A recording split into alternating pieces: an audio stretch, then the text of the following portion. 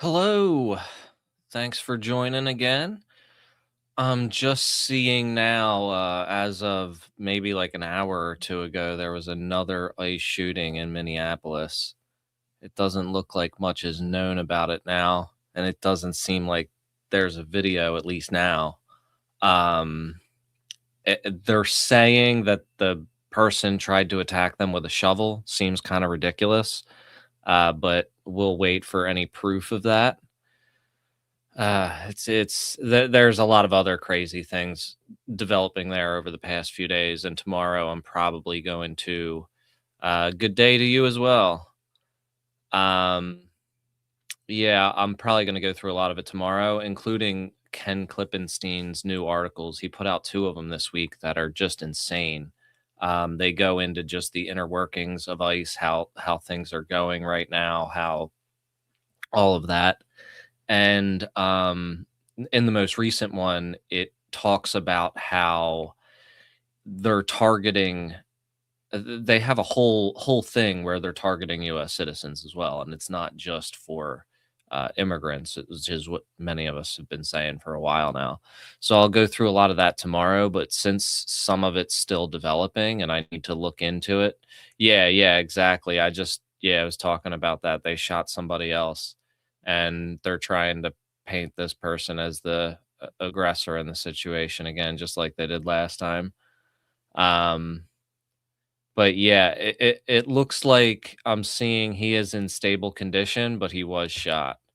Um, hopefully, you know, I don't know what the hell's gonna happen. It seems like it's gonna escalate pretty bad. Um, I don't. It's very upsetting, and I'm sure there's gonna be massive protests tonight, and who knows how those pigs are gonna react. Let's see. But yeah, since that's developing, I'm gonna probably just start off with the Sascha Riley stuff. And if more information comes in throughout the hour, maybe I'll stay late and get into the details of the shooting as well. But yeah, last night we started talking about it, and today I found some other interesting things as well. Um, Adam Cochran gave a pretty good breakdown. It was skeptical at parts because he's really dissected the whole story and found details that added up and details that didn't, and is still kind of like it could go either way. But I think he's a lawyer or something, so he's approaching it from that lens. And I think that there was some interesting things in there as far as like what did add up and what didn't. And he also gave a caveat of like, sometimes traumatic things are hard to remember. That's understandable. Sometimes details get mixed up. That doesn't mean that it's like, not true or anything like that.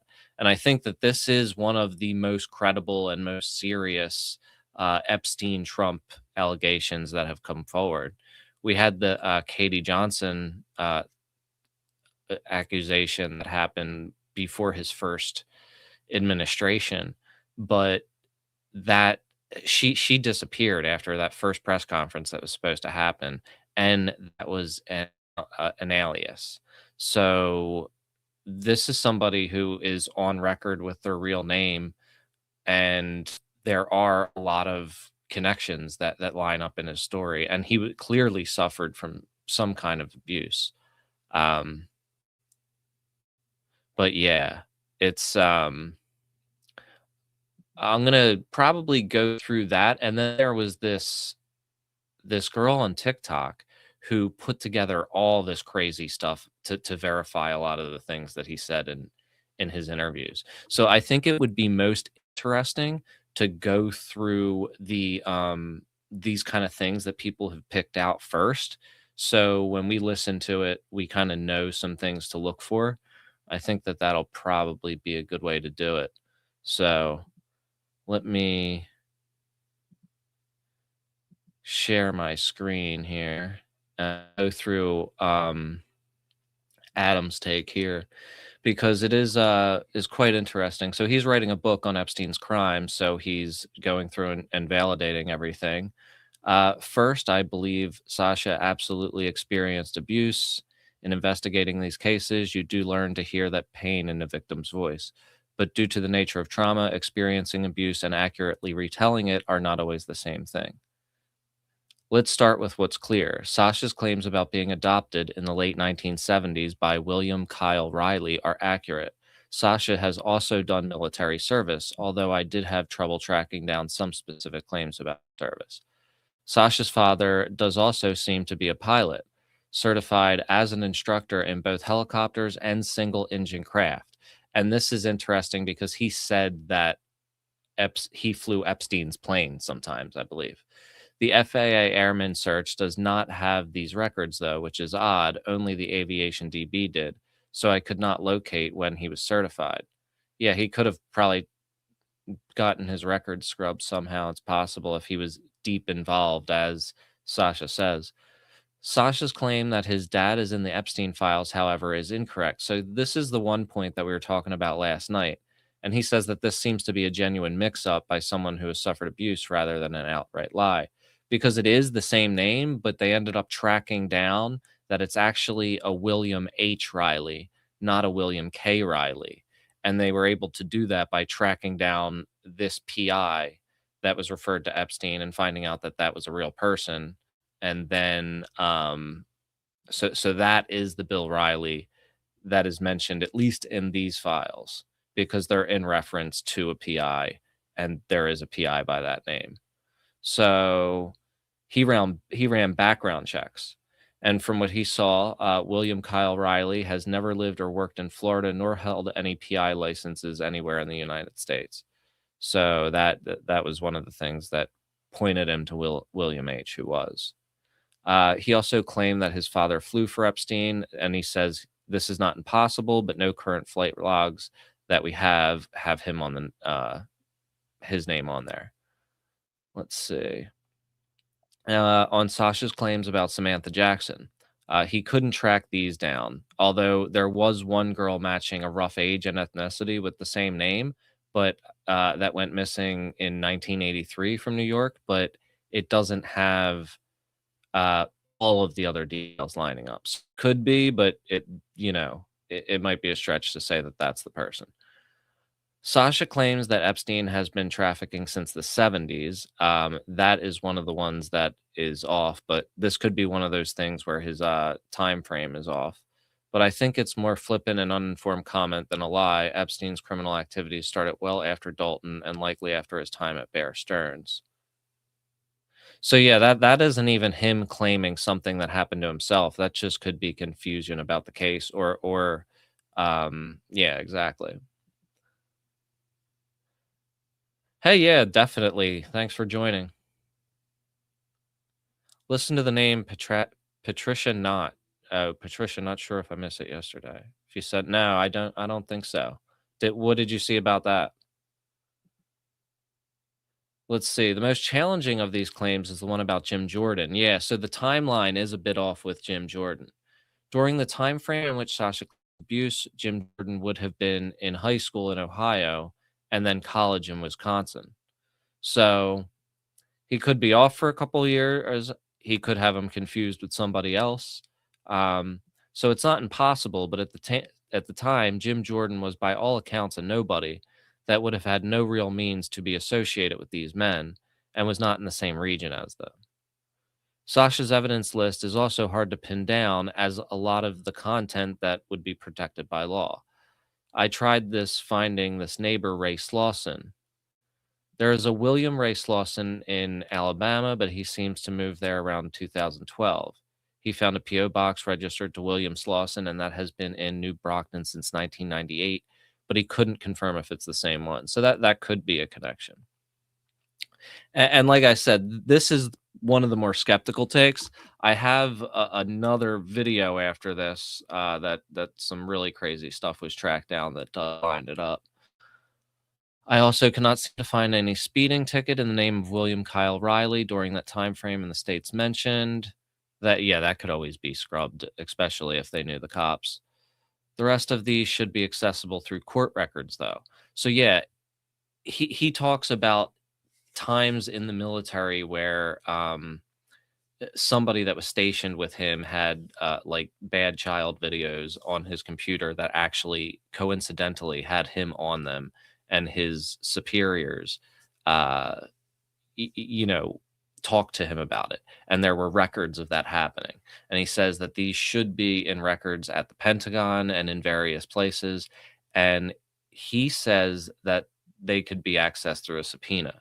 So I'm sure if he is a lawyer and he is writing a book about Epstein, that he is filing that, or yes, or maybe one of these organizations would. But I'd assume that now that this is out, there are people on that. Organizations like the National Center for Missing and Exploited Children should be able to confirm the existence of that video and if it was in possession of the U.S. military member, and the FBI investigated. So yeah, he says he's spoken with the FBI and stuff too. Um, so he claims that he injured Donald Trump with a tent stake. I didn't get to that part in the interview during one of these assaults. And then Trump was rushed onto a helicopter.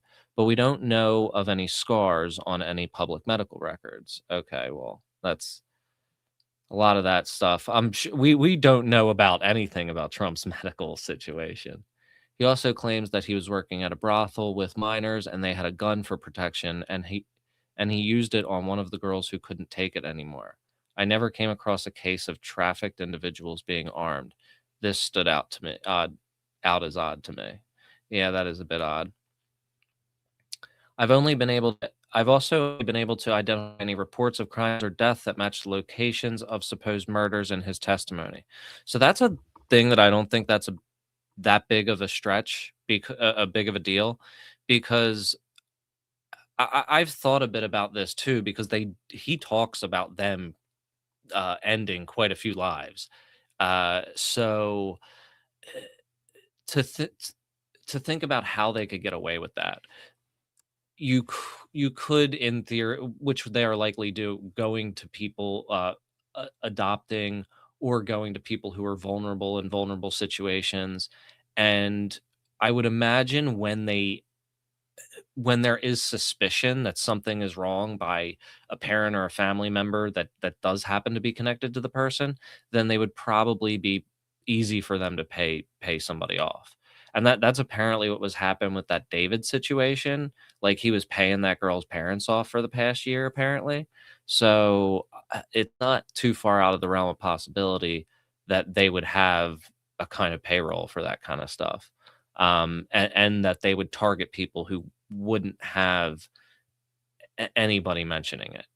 Um, it is weird with records, though, but I guess people would just be missing. There's a lot of people that are just missing forever. He also mentions at one point in the testimony hearing about Putin's name. Putin was not known globally until 1999 and was not even in politics until 1990. At best, that would have to be a false memory. Andy Biggs was in his mid-20s at this time, and at Utah first in Utah and then in Arizona. University first in Utah and then in Arizona. Lindsey Graham was an active JAG in the military in South Carolina from 1982 to 1989, this entire time frame. None of this means Sasha's story isn't true. None of it means it is. What it means is that we have claims where some things line up, but men don't, and they merit further investigation. They also merit the full files being released so we can better review. And then he says, which is a important note, one thing I've learned about trauma during my time researching is that victims abuse through no fault of their own, through no fault of, may remember different events or individuals involved with their abuse. Yeah, that seems realistic, and that doesn't mean that, like, one of them or two of, you know what I'm saying? It means that, like, you can get some of these other people confused. I remember when I read Virginia's book, she said that she didn't even recognize certain people until she saw them, um, publicly in many cases. So let's check out this video that I found that goes through some of the connections. I'm not sure if you've came across this researcher, but she found a lot of interesting stuff. So definitely give her a follow.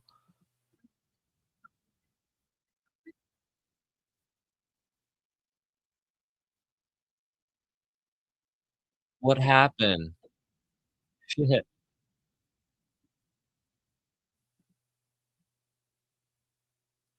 Hold up.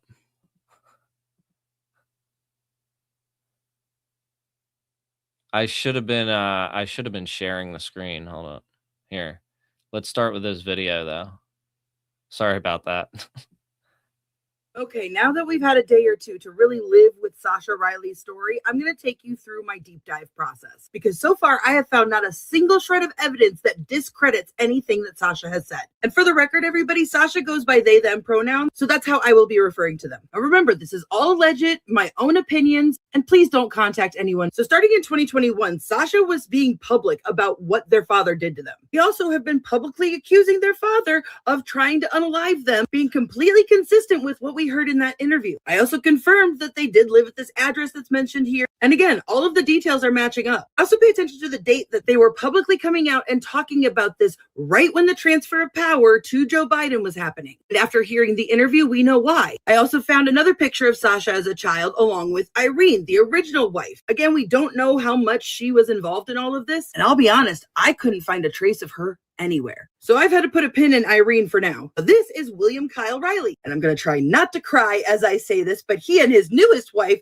Cindy, and with everything in my body, I am hoping that this 6-year-old child does not live with them, even though they clearly have a room. But I did in fact confirm that William Kyle Riley is a pilot. Now through William, I was able to track down Mary Lynn Riley, and sure enough, in 2018, she's there as being dead. Through her date of death, I was able to track down the picture of this monster as well. And on the surface, it seems like a normal obituary, right? Until you start reading it. Because as much as they talk about all the things about Lynn, they never talk about things like her profession, nor do they mention the time she lived in Georgia and Indiana and Missouri. These people moved around all the time, as if they were trying to keep people from catching on. And then you get to the surviving section, and there's not a single mention of anybody in the Riley family. She talks about her first husband, but not of her second one, nor the adopted child she helped raise. Because her first husband is listed as deceased. They got married the year after they left high school. So who raised their children? Because I sure as fuck hope that they weren't living with this woman, a woman who kept the last name Riley up until her death.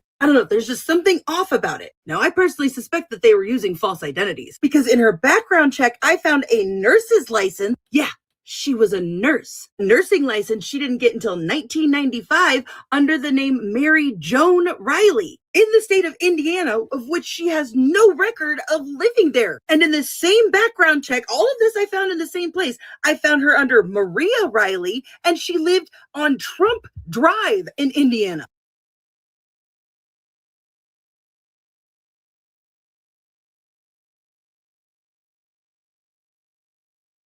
And when I looked up the address, it was in a trailer park, and I looked up the whole trailer park that it's in. And guys, the rest of these streets are like names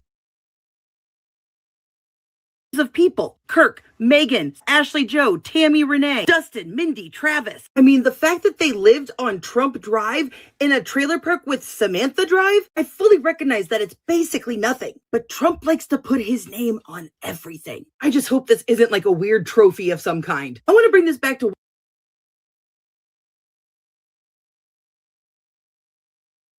wife number 3 for a second, because Cindy, I have some questions about. Because I had this weird feeling that William K. Riley was the kind of guy who would put things in his spouse's name to cover up his involvement. And one of the properties that was listed under her and William had been previously owned by the Deutsche Bank. Yes, that Dutch bank. The Dutch.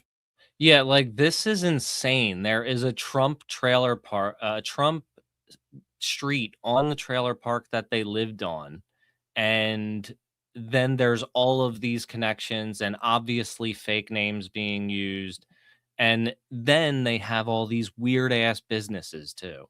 Bank that Epstein talked about all the time being Trump's downfall. The same bank that was sued by Epstein's victims for $75 million. The same bank that was subpoenaed by the Manhattan DA. The one that Trump sued to block the release of. The one that was fined $150 million for working with Epstein. Now, what would a little single family residence in Georgia be doing owned by a trust from the Dutch bank? A trust that was out of Richmond, Virginia. Now, silly me, I was so flabbergasted with that discovery that I forgot to take a screen grab of the address that was associated with. So today, when I went to go find the address again, I went to Cindy's profile and this happened. That's not the only weird thing about these properties, because I just chose a property at random. When I say that there was probably about 15 addresses listed for these people, I'm not exaggerating. And a lot of sketchy P.O. boxes. But this property in Georgia was sold to an Anthony and Cheryl Cisco. Now, according to his own website, he's an author, a cartoonist, an evangelist, an entrepreneur, a husband, and father. And then I saw him mention on the website that his ministry stretched from Alabama to Boston to Atlanta. But if you go to his LinkedIn, he's actually the director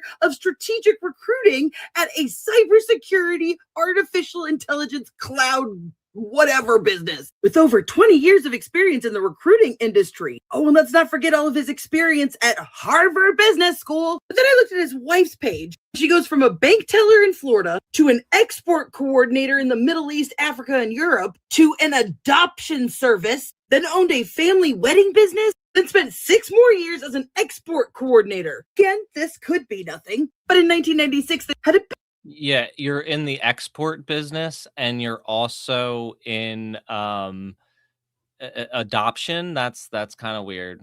And you also have these claims attached to you. That's also weird.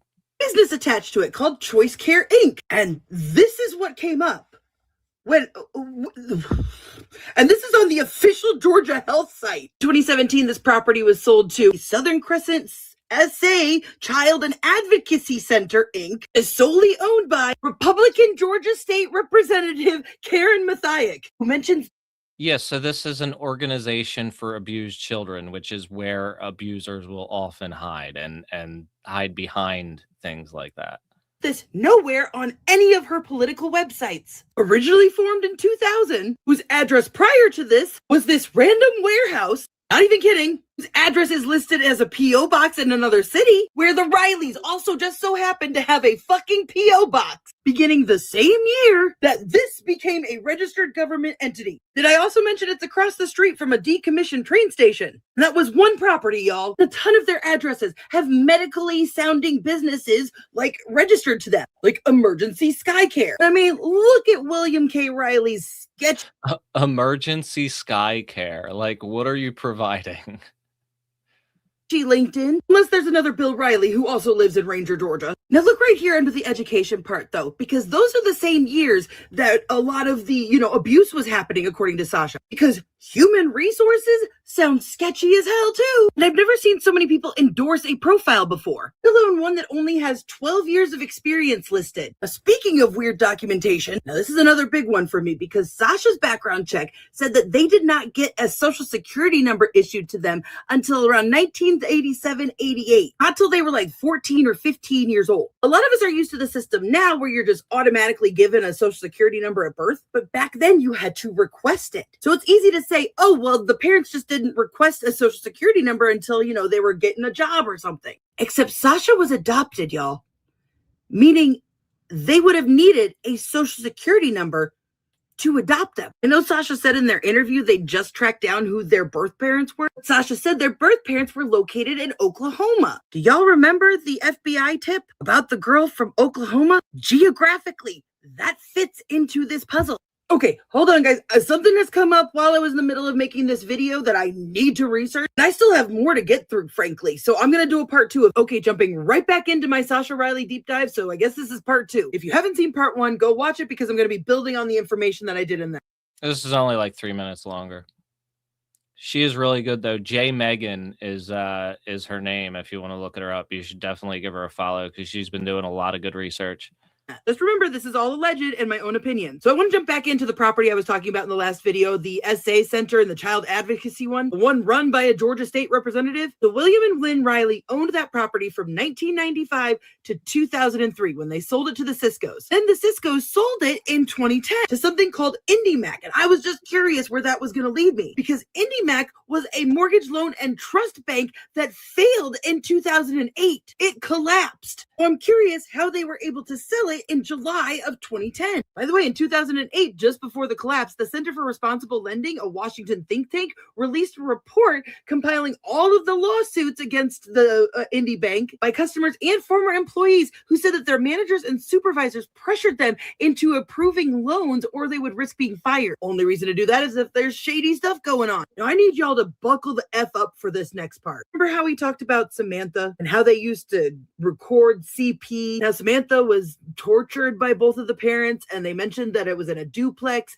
in Enterprise, Alabama. Yes, there is an address literally in Enterprise, Alabama, that is associated with William Riley. Here's the thing. I tried to type in this address. Nothing comes up because Gilbert Street is only these 2 blocks. I will say she does talk fast. She's the only like content creator that I do not watch on 2x speed. Everybody I watch on 2x speed, but I tried to watch one of her videos on 2x speed and it did not work.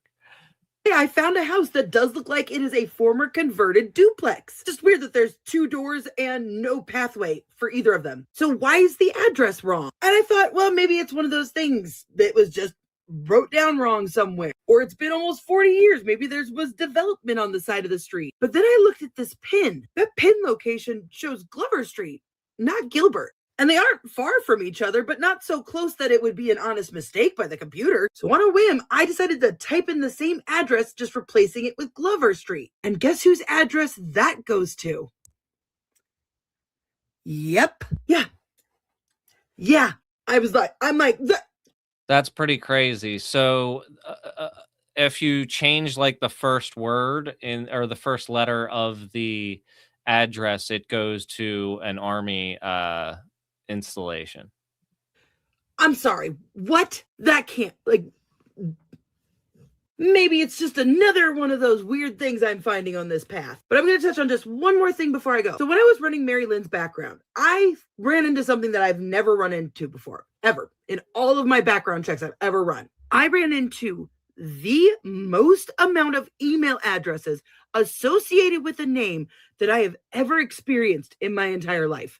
We're talking about .orgs. We've got small businesses, big businesses, and all of these are some reason registered to Mary Lynn. I've never encountered this many before, guys. I run into maybe 10, 15 tops, and a lot of them are the same names over and over again with different organizations. Like, it's still going. And the names associated with those names are legit, it seems. Like, it's almost overwhelming for me to try and research all those. But so many of them are James Young or Jim Young. Like 30 of them. Like these 2, they're both that guy's business. I mean, she's got business emails from Profoma. This one right here, J.J. Young from City of Key West, so Florida.gov. He was literally... Something is going on for sure with these people.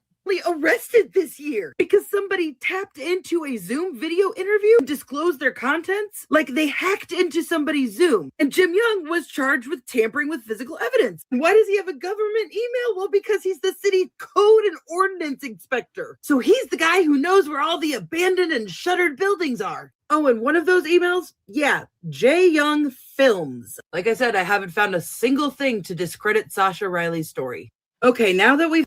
That's pretty crazy stuff. I think those connections are pretty wild, especially the Trump Drive thing, and that the suggestion that could be some kind of trophy for him, and he puts his name on everything. That is pretty wild. And like I said, this is one of the few people. I think this is one of the only people connected to the Trump Epstein allegations that can put his face on being with both of them and is actually putting himself out there in the public right now. There's definitely probably many more, but it's definitely worth looking into. And so, yeah, this was the Substack article of this woman. What's her name? Lisa Noel Volding. And she got the interview with him, and it is several hours, but I'm going to speed it up. So it'll probably go a little bit fast. This first one's an hour and 20 minutes. I think this has the meat of his accusations. And and they are like really, really serious. It's like that Trump and Epstein ended a lot of lives. They forced children to fight each other in like some weird child fight club, and they had an adult fight club too. And there were all these various politicians that took part in both assaulting him for fun and like punching him and stuff, and then assaulting him in a more offensive way. Um, Even down to murdering puppies, for fun type shit. So the accusations are certainly very, very intense. But it's definitely it's something that's being put out there, and it is I think one of the most credible ones that have come out of the recent past couple months. So we'll see. What I've only listened to bits and pieces of it, but we'll listen to the whole thing together, starting here. I'm just going to start recording. And so I just want. If this is too fast for you, let me know, because I will have the ability to turn it down a little bit. But there is a lot of dead space, and also there's a lot of material to get through. So just let me know, and I'll slow it down if needed. Want to clarify in terms of date, July 18th, 2025. My full name, Lisa Welvolding. And Riley, do you want to state your name and any other names? William. Oh, I'm sorry. No, go ahead. Go ahead. I didn't mean to interrupt. My name is William Sascha Riley. I was born Manuel Sascha Barros. Okay. But my legal name is William Sascha Riley at this time. Okay. And I'm just so we're clear, I'm based in Victoria, British Columbia, Canada. I lived in the United States full time for a bunch of years, but I was brought up in Canada. My citizenship's Canadian. And we might be neighbors at some point, because Canada is right now number 2 on the list of the countries that I am potentially going to move to. I think it's a good place to look. There's a lot of Americans, actually. I've spoken to Americans that I've told to come here. And there's lots of Americans that have come to visit more, and it's a lot more embracing, inclusive of a culture. So, it's quite lovely. I recommend. In terms of what my approach, really what I wanted to do is like to just really like a thorough discussion. You tell me everything that you've been wanting to say, and I'll ask some questions. This might be one of like however many discussions, and I'll record them if it's 1, if it's 10. And what I'd like to do, and I'll go through, if somebody's mentioned in here that I don't know who they are, or it's not like one of the people that we've already gone through in the show, we'll like look into them and see, just so we can actually get a grasp on what's being discussed. I'm sort of recording with an eye to your testimony, getting your testimony of what you experienced, what abuse you suffered, and what you were witness to. And I, in terms of being able to get into a format in terms of affidavits, whether we look at getting help from the International Criminal Court, because obviously what you and I have discussed already, there's definitely a whole whack of crimes that have been getting committed by a lot of folks, and is even a case where there could be crimes against humanity charges in regards to Trump. So, and what else I'd like to do is I'd like to look at whether you would be okay with me like transcribing and then publishing something. I publish newsletters selectively. I have a newsletter called Outlaws of Chivalry. I publish once in a while, and I was looking at perhaps something that I knew that I had been a part of. Yeah, let's skip ahead a little bit. That was caught with a bunch of child pornography, and then your commanding officer pulled you. Me speaking up is one thing, but then the verification process, is important too. And I have read about software where facial recognition software that taps into the banks of known cataloged child pornography. So if the films that they had me make can be verified, it's not something that I can go online, but I am confident that it's there, because somebody that I served with in the Army got put out of the Army for child pornography, and my chain of command talked to me and they said, hey, some of these images, some of the films or whatever that he had look just like you. And that was the first time I think I had ever talked to anybody about having done those films. And I told them, yes, when I was a child, I had to do those things. Yeah. So let's talk a little bit more about that circumstance. Like, so you were in the Army. What years were you in the Army then? This would have been my second time in the Army. I rejoined in, 2002, and I retired in 2016. I was in from 91 to 98 as well. So I did a little over 21 years. But the time frame that they pulled me into the office and discussed that would have been around 2008, 2009 time frame. It was in garrison, so it was between deployments. Yeah. So around that time is when they talked to me, and I can just remember. I can remember telling them that I knew it was out there. There was nothing I could do about it, and thinking that there was really no way to go about, anything at that point. I didn't know what I could do about it, if anything. Yeah. So it was from when our emails, it was one of the fellow soldiers that was caught with a bunch of child pornography, and then your commanding officer pulled you into the office to go through and said they'd seen you in the films. I did not look at any of the films. All they said was, hey, we had to look at some of this stuff, and one of those people looks just like you. And that's the first time that I had, I think, ever really spoken about it. And I said, yes, those are probably me. But I did not personally see them. But they described something that I knew that I had been a part of. Yeah. Can you talk about that a little bit? Here's what it was. Yeah. If he is able to track this paperwork down, then it will be it'll be crazy, because the accusation, it would totally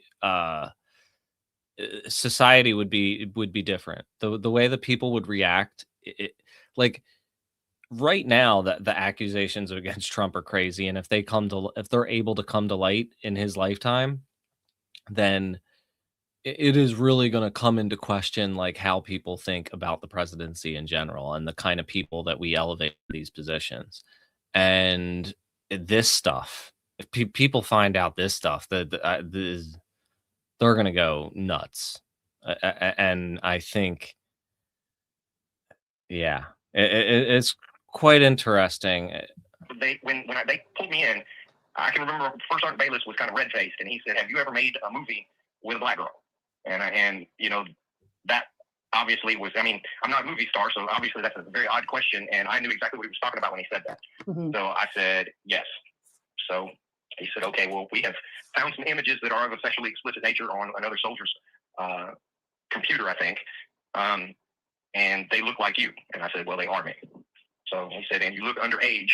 I think from that was part of their investigation to confirm that the images of the participants in these films were underage. Mm-hmm. So, that was just a secondary verification that, I was only 12 or 13 at the time of that film, maybe even 11. So, obviously I'm not an adult. And even when I was an adult at 18 or 19, I still looked young. So obviously at 11, 12, whatever I was in that film, I would not have looked like a mature, an adult, Mm-hmm. So it was more, I think, for confirmation that these images were of children. So I don't remember if he actually got court-martialed or if he just got UCMJ, which is just their lower grade of punishment. But I do know that he was chaptered out of the military over it. I think he might have had to do a little jail time, but I don't recall. I can't even recall the soldier's name that got caught with it. I just knew he was an NCO, a staff sergeant. And was there did anyone else ever talk to you about the films again? Did they ever talk? Did they ever infer that there was any further investigation in terms of when the films were produced? Did they ask you anything about who was involved, or did they? No. They didn't go into any legality other than the prosecution of the soldier with the images. So in the military, it's a little bit different than civilian. I don't want to call it the court system, because it's just the officers and NCOs in the military, but they have their sphere of influence. They have their little scope of operation, and if they uncover more, I think that they're required to give it to the civilian authorities, but they don't have any jurisdiction to go further than to just prosecute the soldier for the infraction that he is guilty of. If that makes sense the way I'm saying it. No.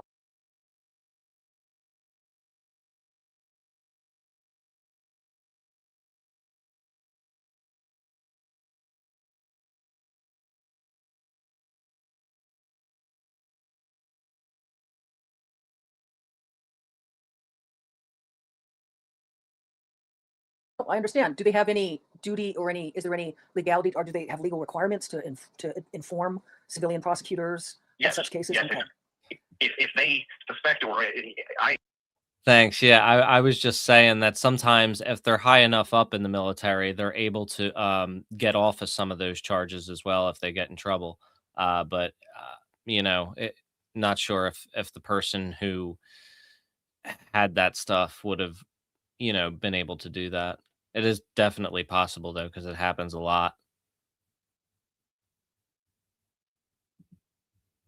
If there's additional wrongdoing that is outside of their scope of being able to prosecute, and in this case, to hold the individual soldier accountable for having this material that he's not supposed to have, they prosecute that portion of it. If it is beyond what they can prosecute, then they refer the soldier to civilian court systems. But in this case, the military did handle the prosecution of the soldier, and I think all he got was like 30 days and reduction in rank to E1. They kicked him out of the army, gave him less than honorable discharge, I think. I don't think he even got a bad conduct for that. But I know that he was put out of the military, and I think he did the 30 days in jail. I think is the most that they can give you at the at the level that they prosecuted him at. So I'm not saying that for sure on the jail time, but I do know for a fact he was put out of the military. Okay. So they had films. They had some of those films. Cable? Yes, Cable. That was his last name. Habel. I think Staff Sergeant Habel. I just remembered it because I could picture his face and I just couldn't remember his name. Habel. Okay. Habel. Yes, I'm relatively certain on that name. I don't have the best memory. I was in a blast in Iraq, and one of the things that I struggle with mightily are names. Yeah. But I'm fairly sure that's his name. Okay. Okay. And in terms of the films they had, so there was obviously a collection of pornography. Is there anyone you're in contact with of your commanding officers that would they talk to you? Would they provide evidence, or is it a situation where Michael Bayless is the only one that I remember speaking to about it? I have not spoken to him since I left Fort Carson in 2011. I would think that he would probably remember something like that, just the unusualness of it. First sergeants deal with things day in and day out, but I would think that he would remember that just because of how it's not every day that you have to deal with something like that, Yeah. But it is possible. I think my commanding officer's name at that time was Captain Colasanto, but I'm not sure because you get commanding officers come and go. The first sergeants, they tend to stick around longer. Yeah. But commanding officers are a lot of times they're only there for a year or two and then they're off to the next thing. So my recollection of the commanding officer may not be accurate. What's the spelling of his last name? Colasanto? Cola, Colasanto. Okay. This definitely seems very realistic and plausible. I think. Cola. Yeah. At least up to here, for sure. Okay. Is there anything else you think would be helpful to talk about right now about then the time frame? That was the first time anyone had ever mentioned to you anything about the films other than when you were involved in filming? Is that accurate? Yes. Okay. Yes. The first time that I can recall anybody that it ever coming up, I always knew that they were, that the films, at least one or two of them were out there. I don't even know how many times I was filmed. But I can tell you that some of them are extraordinarily horrible. I can give you one instance where they were filming us. It was me and a girl that I knew that I had been trafficked with in other venues. And while we were filming, they came in and shot her in the head. So killed her, obviously. So that would be... Was that the runaway? That was another girl. I can't even remember her name. Yeah. The runaway was tortured to death in a duplex in Enterprise, Alabama. My parents did that. And that wasn't on film. Not her being tortured, but that was that black girl that I'm telling you about that later on Michael Bayless had talked to me about. But they went and got her because they were afraid that this was after the investigation in Tennessee, and they were afraid that they would go down for child pornography. So they were wanting to kill her, and then they were wanting to get rid of me via an accident, but they couldn't because they had already tried to kill me several times. They had the incident in Texas involving a Chevy van. There was another instance in Texas where my dad threw me into the middle of a pool and said, sink or swim. And somebody saw it and called the sheriff. So there was a police report on that. And then there was a third instance in Texas where my dad threw me down a flight of stairs. And that one. The duplex that he was talking about in that girl's video that we just watched, it could have been that house with the two weird doors that didn't have any kind of, walkway to them that looked quite strange. It wasn't like an exact match, but it was in the general area and it matched the description. Fractured my skull. Now there may have been other things that happened as well, but I remember those three were enough that they generated an investigation. Yeah. There were enough things that happened in Texas that my dad moved from Texas to Tennessee, and they got in trouble in Tennessee, and they got in trouble in Tennessee, and they moved to Alabama, got in trouble in Alabama, and then we just moved one more time. And you're talking about your adopted. These moves were confirmed in that last video as well. Dad, William Kyle Riley, correct? Yes. Yeah. I have located my birth parents. My birth mother lives in Sierra Vista, and my birth father lives in Edmond, Oklahoma. But I have not reached out to either of them. Mm-hmm. I just within the last year, probably 6 months, I learned where they live. Mm-hmm. So that I don't know. That's just an odd dynamic for me, and I'm still kind of processing that. But as far as family goes, I have a half sister up in Massachusetts, and that's about it. Okay. And your adopted dad, William Kyle Riley, worked as a pilot and was involved. Yes. Integrated. He was involved in all kinds of things. Yeah. And he worked a lot with Trump and Epstein, correct? I know that he was around Epstein and worked with Epstein, and I want to say that he flew for Epstein, and if not for Epstein directly, like transporting Epstein himself, he did transport some of the rich people to and from these parties that Epstein and company hosted. It wasn't just him; it was kind of a cabal of several people, and Epstein was the lead coordinator, maybe you would call it. But it's much more than just him as an individual. It was people like him, like Trump, other people, and I can't remember, like how many, but he was he was handy to have around because he was a part of the process, and he isn't just a like an airline pilot or something like that. He can fly anything. He can fly helicopters, fixed wing, smaller aircraft, larger aircraft. I mean, he's a he's that pilot, that kind of that multi-purpose guy that could transport whatever you need. So right here, we have his father's pilot's license, and he's certified as an instructor in both helicopters and single-engine craft, according to this this document that was discovered by the lawyer researcher Adam Cochran. Or is he a lawyer? Just a investigative journalist? Thought he was a lawyer as well. The FAA airman. Yeah. So that's just confirmation of what he's saying. Yeah. I don't know if he ever got into the drugs.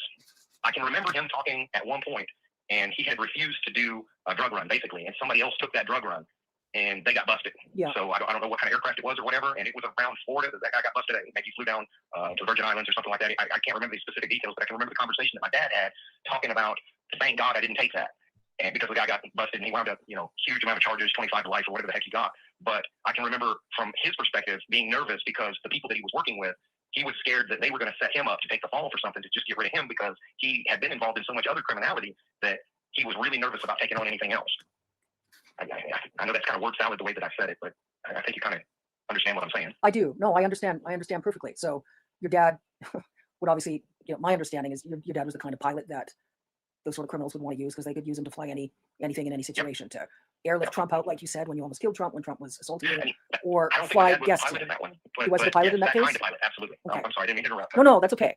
So yeah, I've got, I've spoken to folks that, they look for those sorts of pilots. They want pilots that can get, traffickers into situations in and out discreetly, trafficking victims in and out of situations discreetly, and victims that they killed out of situations discreetly, all sorts of nonsense. So seems like, and that's what he did. He shuttled the people, but I can remember him not wanting to cross the bridge over to running drugs.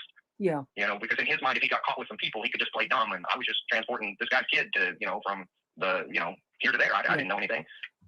Yeah. And you're right about that whole thing about looking into the pilots, because a lot of people have said, what kind of person would fly the plane for Epstein? Because it goes down on there. And it's like maybe the kind of people who are also doing that same kind of thing too.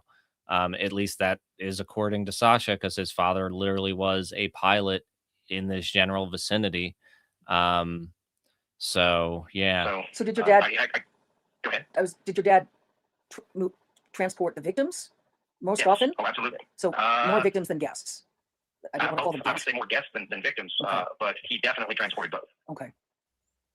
And that was either directly for Epstein, like it wasn't transporting Epstein so much as Epstein's victims and Epstein's guests. And the clients. Okay, yes. The clients. But he was definitely around Epstein. I can remember the one time that I can remember meeting both of them, and I can't even remember Jeffrey hardly at all, but I can remember the conversation in the car where they kept asking how to say Ghislaine's name because it was unusual, and during that meeting, my mom wanted to get the name right, for whatever. That was important to her, Yeah. And what's your mom's name again? Her name was Mary Lynn Riley. This would be kind of my third mom because my dad adopted me with a lady named Irene Ursula Lipsky was her maiden name. Mm-hmm. Her name is Peter now. But those two adopted me. He got divorced from Irene in 79 or 80 and almost immediately married Lynn. So Irene may have been involved in some of that, but that would be from a time frame that I don't have clear recollection of. I do have clear recollection of Mary Lynn Riley's involvement, but she died via suicide a number of years ago. Okay. Now,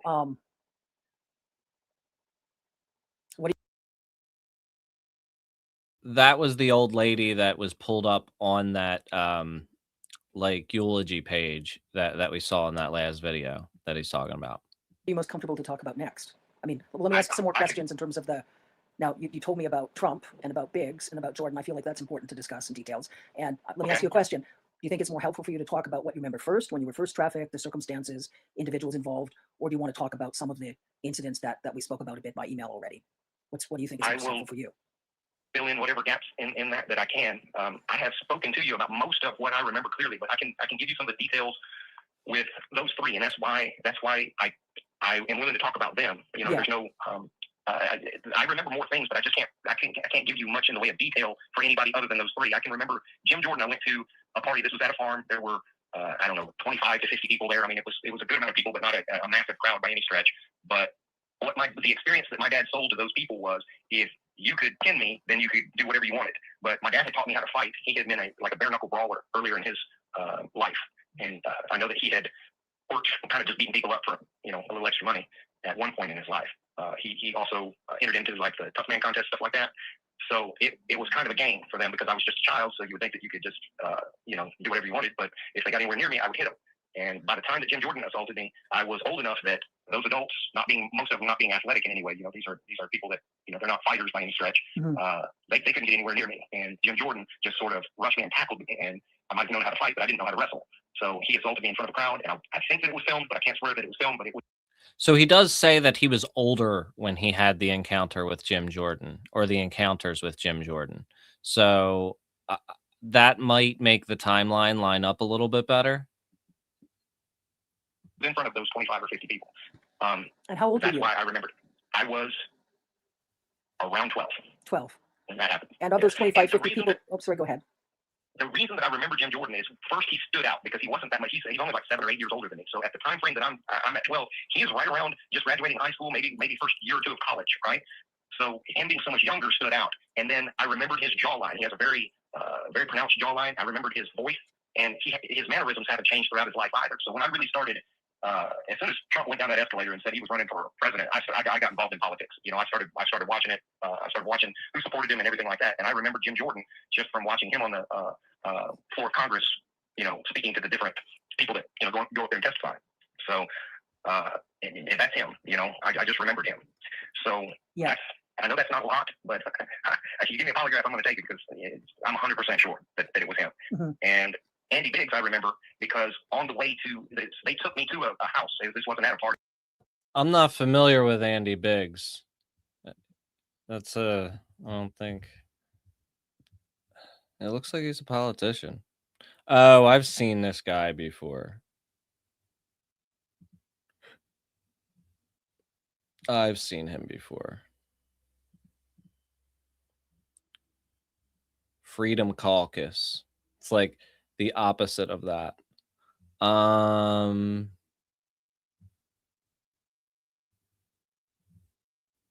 Just looking, seeing if he has any if they have any connections to Epstein, because that's always any if he was in the files already.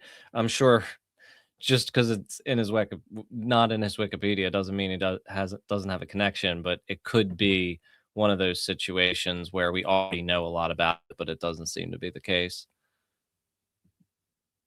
This was later, after I had assaulted Trump, and it was kind of a punishment type of thing, where he was going to get to assault me, and I guess not pay my parents, and he got to do whatever he wanted. And I can remember telling me that I wasn't allowed to fight back or they'd kill me, and all of this, but they must have said his name 50 times in the car. So Biggs I kept hearing Biggs, Andy Biggs, and I thought, I'm going to remember this name. And after he assaulted me, I don't even remember the assault necessarily, but I remember being in the car afterwards and being like really nauseous, sick to my stomach. I was seeing spots, and the guy beat me until I had broken ribs and was convulsing, turning blue and stuff like that. And the only part of that assault that I can remember is laying on the floor of the room trying to breathe, and I could hear Andy and my dad screaming back and forth at each other. And I can remember Andy Biggs saying, "You said I could do whatever I wanted," and my dad saying, "I didn't say you could fucking kill him." And I think they may have actually thrown blows over it, but there was a heated argument and everything going on for an extended period of time. And then I can remember being in the car leaving and just having my eyes closed because my head was spinning and everything, and I was just trying to breathe, just in and out, Mm-hmm. So that's why I remember him so clearly. I have had more than one encounter with Trump, and that's why I tried to kill that son of a bitch, because he is a fucking monster. It's why I have not shut up about just how absolutely abhorrent he is as a human being, and it's why I tried to...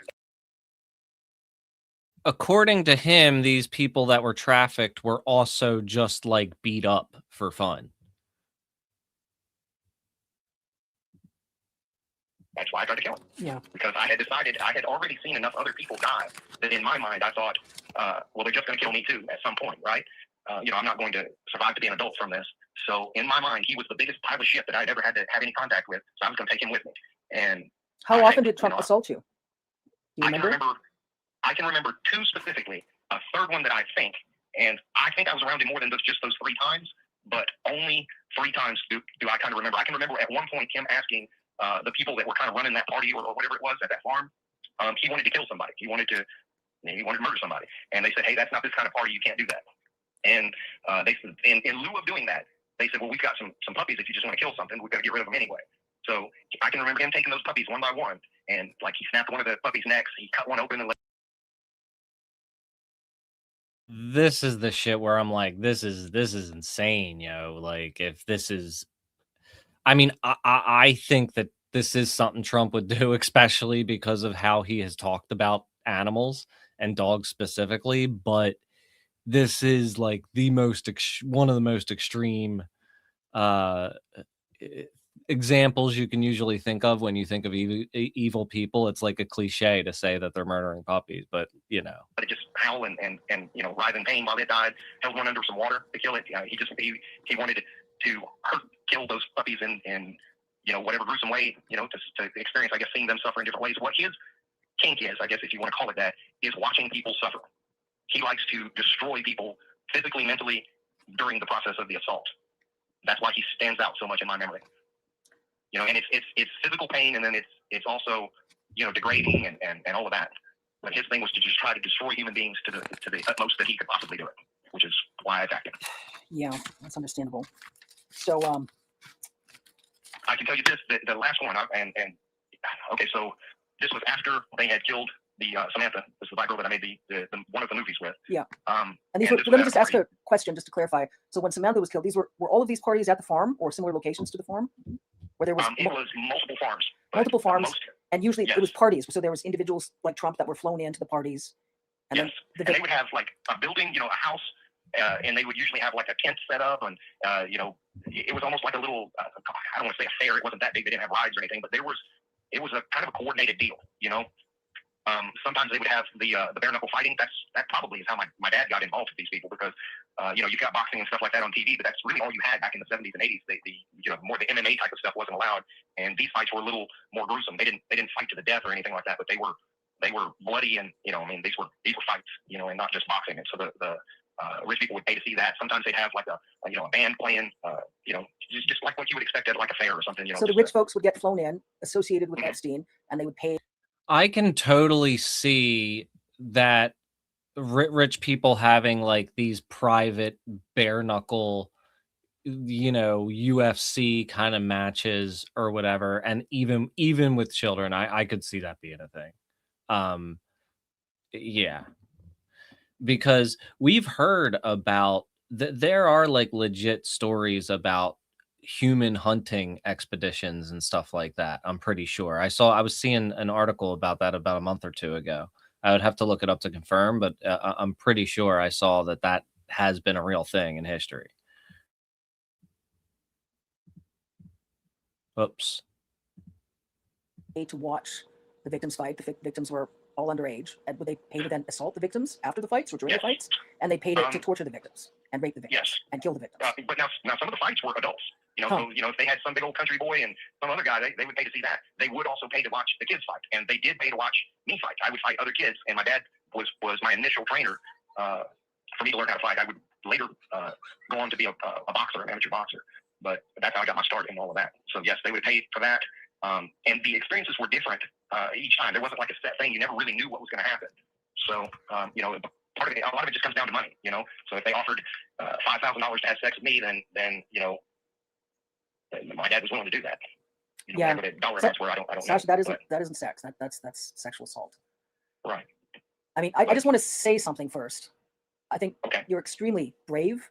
You behave extremely strong, like a warrior. And I just want to stop and say it's important to me to say that, because a lot of folks, wouldn't even survive such trauma, but you've survived, and you conduct yourself with dignity and gracefully, and it's important to me to say that. I hope you know that. I hope you have a sense of your own honor and chivalrousness, especially what you told me in terms of drugs they used on you and how they lured you drugged to behave monstrous towards other kids. I understand. Well, I can remember. I'm sorry, I didn't mean to interrupt, but I can remember some arm of law enforcement showing me video of me harming one of the people that they were filming me with. Now I don't know how that came about. Whether they drugged me and I lost my mind, or they told me to do it. I don't know the circumstances, but I can remember being in that room and them saying, "Well, you did this," and it may have not even been law enforcement. It may have been like the people that were running that. But I think this is where they're talking about where they forced him to be involved in a snuff film. I believe. But I can remember being really upset because I had no recollection of having done that. It was me in the video, and I was beating somebody, well, a girl senseless, and I didn't kill her or anything like that. But Yeah. So, and I have a feeling, this part I can't prove because I only have my own experiences. But what the whole thing seems to be is that they first abuse you, then they get you on film abusing others, and now they have you trapped as well. Yeah. So you can't talk about the abuse that they did to you. If they want you to be a legacy victim, somebody that they can use in the future, well, then they've got to get you on tape doing monstrous things to other people as well, because now they have the leverage to keep your mouth shut. Yeah. No, and you know what? You're exactly right. That's exactly the tactic, and the tactic is insidious because have you ever heard of the torture technique a lot of occult practitioners use? It's called inversion torture. Inversion magic isn't magic. Sorcery is just smoke and mirrors nonsense, deception techniques. But it's sort of inversion technique where to try to linguistically manipulate the victims to try to get the victims in a position where the victims doubt whether the victims, are good or not. Absolutely. And I think that's the case with a lot of the Republicans you mentioned. Like you said, Clarence Thomas and Lindsey Graham were at these parties. You can't remember if Lindsey Graham and Clarence Thomas participated. And it's sort of a question of, did they participate? Were they blackmailed because they were there, attended the parties, but they didn't participate? Can you tell me much more about Clarence Thomas and Lindsey Graham? I know the least about him. The only reason that I can remember him is because he was a black man. And I'm sorry, but that club is pretty much just white folks. So having a black person there was very unusual. So he stood out. But the only thing that I can really say is that I remembered him being there. And then I remember what a big deal it was in our household when he got confirmed onto the Supreme Court. Yeah. Because my dad was excited about that because of how high up he was. Now, I can't swear. I may have been assaulted by Clarence Thomas, but I cannot swear to that. If he did assault me, then it was not to the level of something that scared me to the point where I needed to remember it, if that's a good way to put that, which Trump rose to that, and Andy Biggs rose to that, and Jim Jordan rose to that because he was dangerous to me because I could keep most people away from me with my fists. But, he was a good wrestler. So, he scared me in that sense that this is a person that I can't keep away from me with my fists. Lindsey Graham, I am fairly sure he has assaulted me, but I just can't put my hand on a Bible and swear to that. Yeah. I know that he was there. I can remember it. He just like Jim Jordan, he has very distinct mannerisms, and his voice is a little unusual as well. So I can remember his voice, I can remember his mannerisms, and then obviously how he looks. So I can put him there, but I can't say he did this or he did that exactly. I just can't. Okay. So I wish that I could provide more information on that because I think some things went on, but that's just not enough for me to point. And interestingly enough, all of the people that he's naming, he has been naming for years. And it just so happens that these individuals that he has named really have kind of formed around Trump. So that is kind of another interesting angle. A finger make an accusation, but he was there. I can tell you that. Yeah, well, that's enough. And I know that some sorts of interviews we can look at a different time to see if there is any more information you remember. But what you do remember, I just want you to know what you remember to know. What you remember is extremely important and is extremely helpful. I know you want to be able to remember more, and memories are in there. And I just want to approach the situation delicately because some of the other memories are just vague. I can and I've been very careful too not to reach out further because there are some other names that I could mention that I believe were there that I know for a fact that my parents talked about, but I don't have a clear enough recollection of anything. Like I can tell you 100% sure that they talked about Vladimir Putin, but I do not believe he was ever at one of those parties that I was at. But his name was brought up more than once during the 1980s. Yes. Okay. Vladimir Putin. I don't know even when he ascended to the presidency, but I remember the name because it was so unusual. Now, at that point, he may have just been, one of the Russian oligarchs or whatever, but his name came up, and I remember just because it's an unusual name, Vladimir Putin, but. Yeah, so he does say that he must have just been one of the Russian oligarchs at one point, and the one skeptical take that we saw said that Putin wasn't a politician yet. So it still matches up with what he's saying. Even though he wasn't well known on the global stage, that doesn't mean that he wasn't a part of these groups. That's just where my mind is going. Yeah, I think it was a lot better that we checked out that stuff before, because now I'm like, the things that I'm hearing actually make a lot more sense to me. I don't believe he was ever there. So that is like, I don't know, there are other names like that too. Okay, let's talk a little bit about I remember Putin. Clinton's name being brought up, but I don't ever remember seeing it. So Clinton was mentioned, but you never saw Clinton. Not that I can recall. And that's another thing too. I may have had interactions with additional people, but during some of them I was so drugged out of my mind, I don't really remember what happened, Yeah. When you heard them talk about Putin, so it was at one of the parties at one of the farms, do you remember what they were saying about Putin? Just that he was some sort of like foreigner that was very important. Yeah, the other thing is that Putin was deeply involved with Epstein, and I don't think that the extent of their relationship was really known until quite recently when those emails came out. Feel free to correct me if I'm wrong, but I'm pretty sure that that's the case. And he has been talking about Putin for a while. So that is another kind of wild cross there. I didn't know any more. The name was just unusual. And they mentioned his name.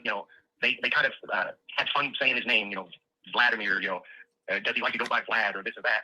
But the meeting with that person, I don't think ever materialized. I think it was just something that was discussed and never happened. Now, if he has other connections, and he very well may, that's possible. But I can just remember at those parties, there were people that had strange accents. Mm-hmm. But that's it. That's all I can say. I can point and say, well, this person was from Spain or this person was from Portugal. I have no idea. But what I do know for a fact is not every person at those parties was American. Yeah. I know that's not a lot, but I only remember what I have a question with Trump. I mean, with Putin, did you get the sense that the party attendees, that the clients were interested in Putin? There was something they wanted from Putin. They thought they could get money from Putin, influence from Putin. Did you have any sense of that? The only sense that I had was that this was for the rich people, regardless of where they were from. So at this point in my child brain, I knew that there were rich people, and those people got to do whatever they wanted, and then there were poor people like me, and those people, that was the dynamic. So, that's it. I never heard them say anything about blackmailing and stuff like that, but I can remember them showing me a video of me doing bad stuff, and then I can remember people telling me that if I ever talked about it, what I had done was illegal too. And a lot of that was just bullshit because I was just a kid and they were making me do this stuff. Yeah. But talk about malevolent hypocrisy, dude. They were just utterly grotesque. They were trafficking you, they were assaulting you, they were drugging you, and then they were trying to they were trying to make me feel psychologically torture you. Exactly. When you were in a situation because they were trafficking you. The last encounter with Trump, the one where I injured him, was the one that I remember the most vividly.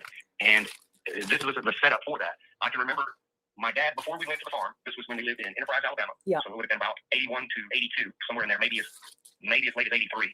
But he said there may be somebody that you know there. And I can remember the look on his face, and it scared the shit out of me.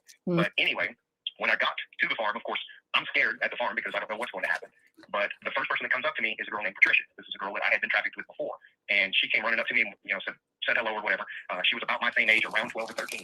And I can remember my dad saying, well, why don't you guys go run off or whatever and have fun?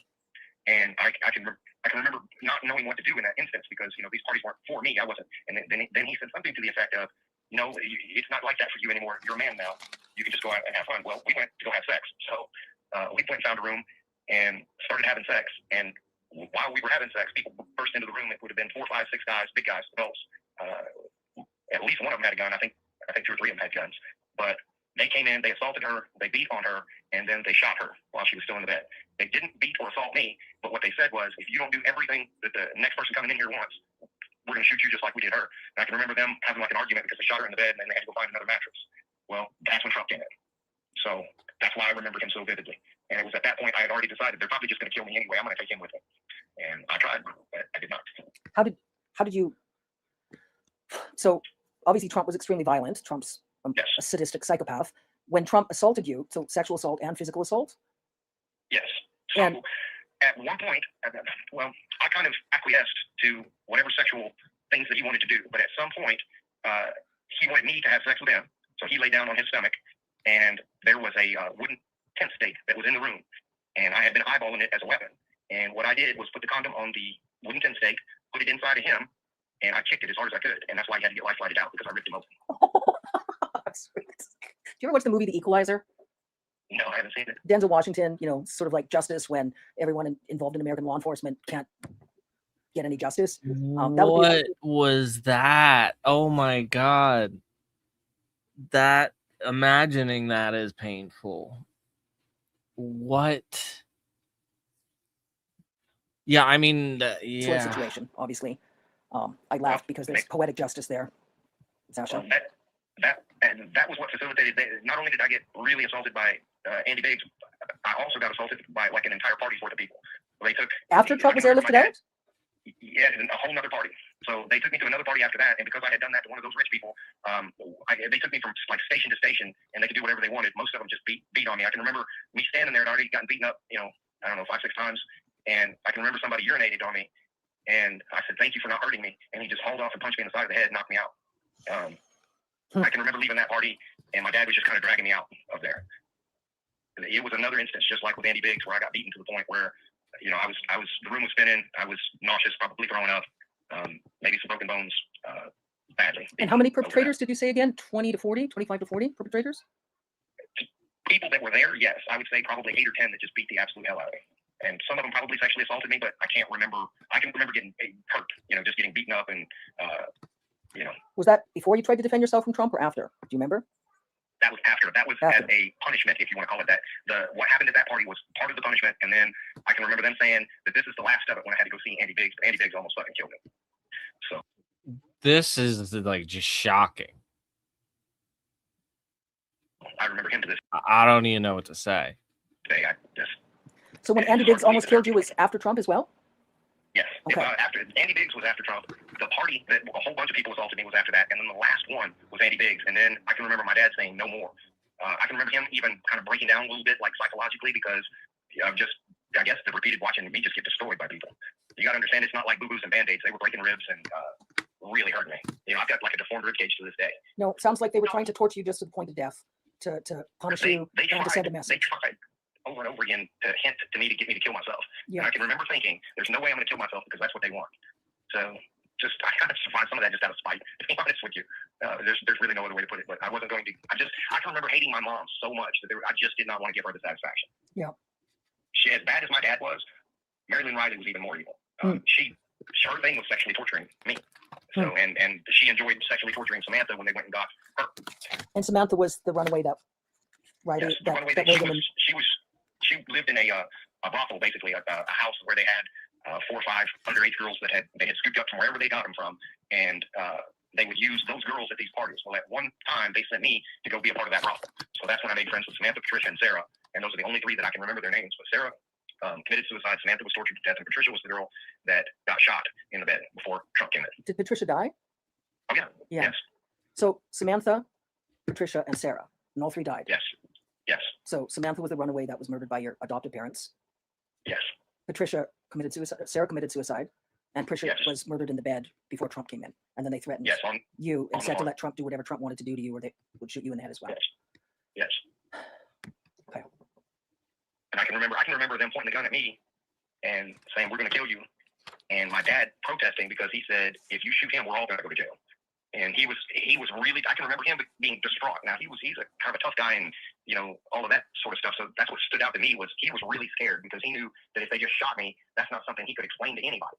And he had gotten into so much trouble with trying to get rid of me already. But there's the Chevy van incident, there's the pool incident, and then there's the stairs incident. And all of those generated a police report. In addition to that, we went down to Panama City, Florida, to the beach, or either Panama City or Destin. And they took me to a riptide area. I didn't know it was a riptide area. There were no other people on the beach. It was just us. But within like 100 yards, 150 yards, there's the regular beach where people were at. You know how they have the riptide zones. They don't want you out there, right, for obvious reasons. Well, they took me to one of these zones and had me, say, hey, come out here and play in the water and this and that. And for the first few minutes, it was just the 3 of us playing in the water, and I'm just a kid. Beach is awesome. So at any rate, they go back in. I'm out there playing. Eventually, that current gets me, and I don't know how to swim at this point in my life. So it pulls me out. 100 feet maybe, and I'm bouncing up and down off the sandbar, just screaming my head off. Well, somebody that was on the regular beach, not in the riptide area, heard the screaming and came running from like 150 yards away, and right by my parents who were standing there. And he goes out there and gets me, fishes me out. By the time he comes back, he's nearly exhausted, and I can remember him and my dad nearly fighting. And at this point, there are other people that are coming in. That scares the shit out of my dad. But there was another police report with that, and I know that police report followed us back up into Alabama because the sheriff came down there and talked to my dad in Alabama. So there was another investigation for sure. So all of those things had already happened. Those sounds are on the recording, just if you're wondering. And my dad was terrified that if something happened to me, especially so close to all of these other things, that all of these other investigations, he pretty much knew he was going to go to jail over it. So there was at least the Chevy van incident, pool incident, stairs incident. There was police reports. How many police reports? About 3 or 4? And then that are just involved in trying to get rid of me. And then there were, in addition to those 4, there were 2 investigations, one for the porn, and then when we lived in the duplex and they were torturing that girl to death, Samantha, our duplex neighbors there in Enterprise, Alabama, they called the police because they could hear, screams and beatings and stuff like that. And when they investigated, I can remember my dad saying, hey, he talking about me is just, I got in trouble and got a whipping or something. And they did an investigation. They collected blood samples and everything from the house, but the problem was they couldn't determine how long that blood had been there, I guess. And it wasn't a match to anybody in the house. So for whatever reason, they just didn't have enough. And I don't think they were allowed to talk to me. I think my dad would have had to give them permission for the investigators to interrogate me. So I don't recall ever giving testimony. This is all extremely detailed too. Like a child, not the police in that instance or in the instance up in Tennessee. Did you provide any testimony to the police in any of those 5 cases? Well, the one case with the military, with the child pornography. I can remember the sheriff talking to me at the beach in Panama City, and I don't remember what all was said, but I can remember my dad tried to get out of there, and the guy that went to fish me out, my dad's a pretty big guy, and he can fight, but the guy that went and got me was like he was a tank. So it wasn't something that he wanted to really get into a fight about over there. And people started coming in, so my parents, I can remember them trying to hug me and stuff. Oh my God, thank God. I can remember the guy that fished me out and said, "There's no goddamn way." I heard that from 150 yards away, and you're standing there watching him, and you didn't hear it, And, they tried to play it off like, well, we just thought he was playing, swimming and stuff like that. And I can remember the sheriff asking, "Do you know how to swim?" And I said, "No, sir."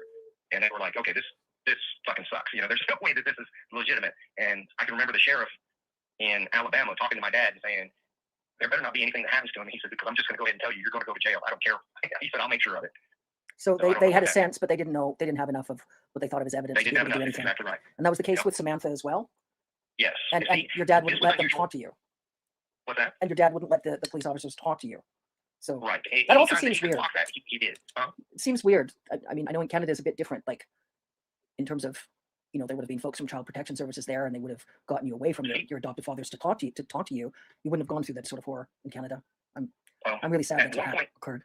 At one point, CPS did take me, so I got into the foster care system, and ultimately, I'm just gonna. I was ungovernable, incorrigible, as at that point in my life. If you said something to me, I didn't necessarily. I didn't care who you were. I wasn't necessarily going to do that, and I might just hit you. Because that was.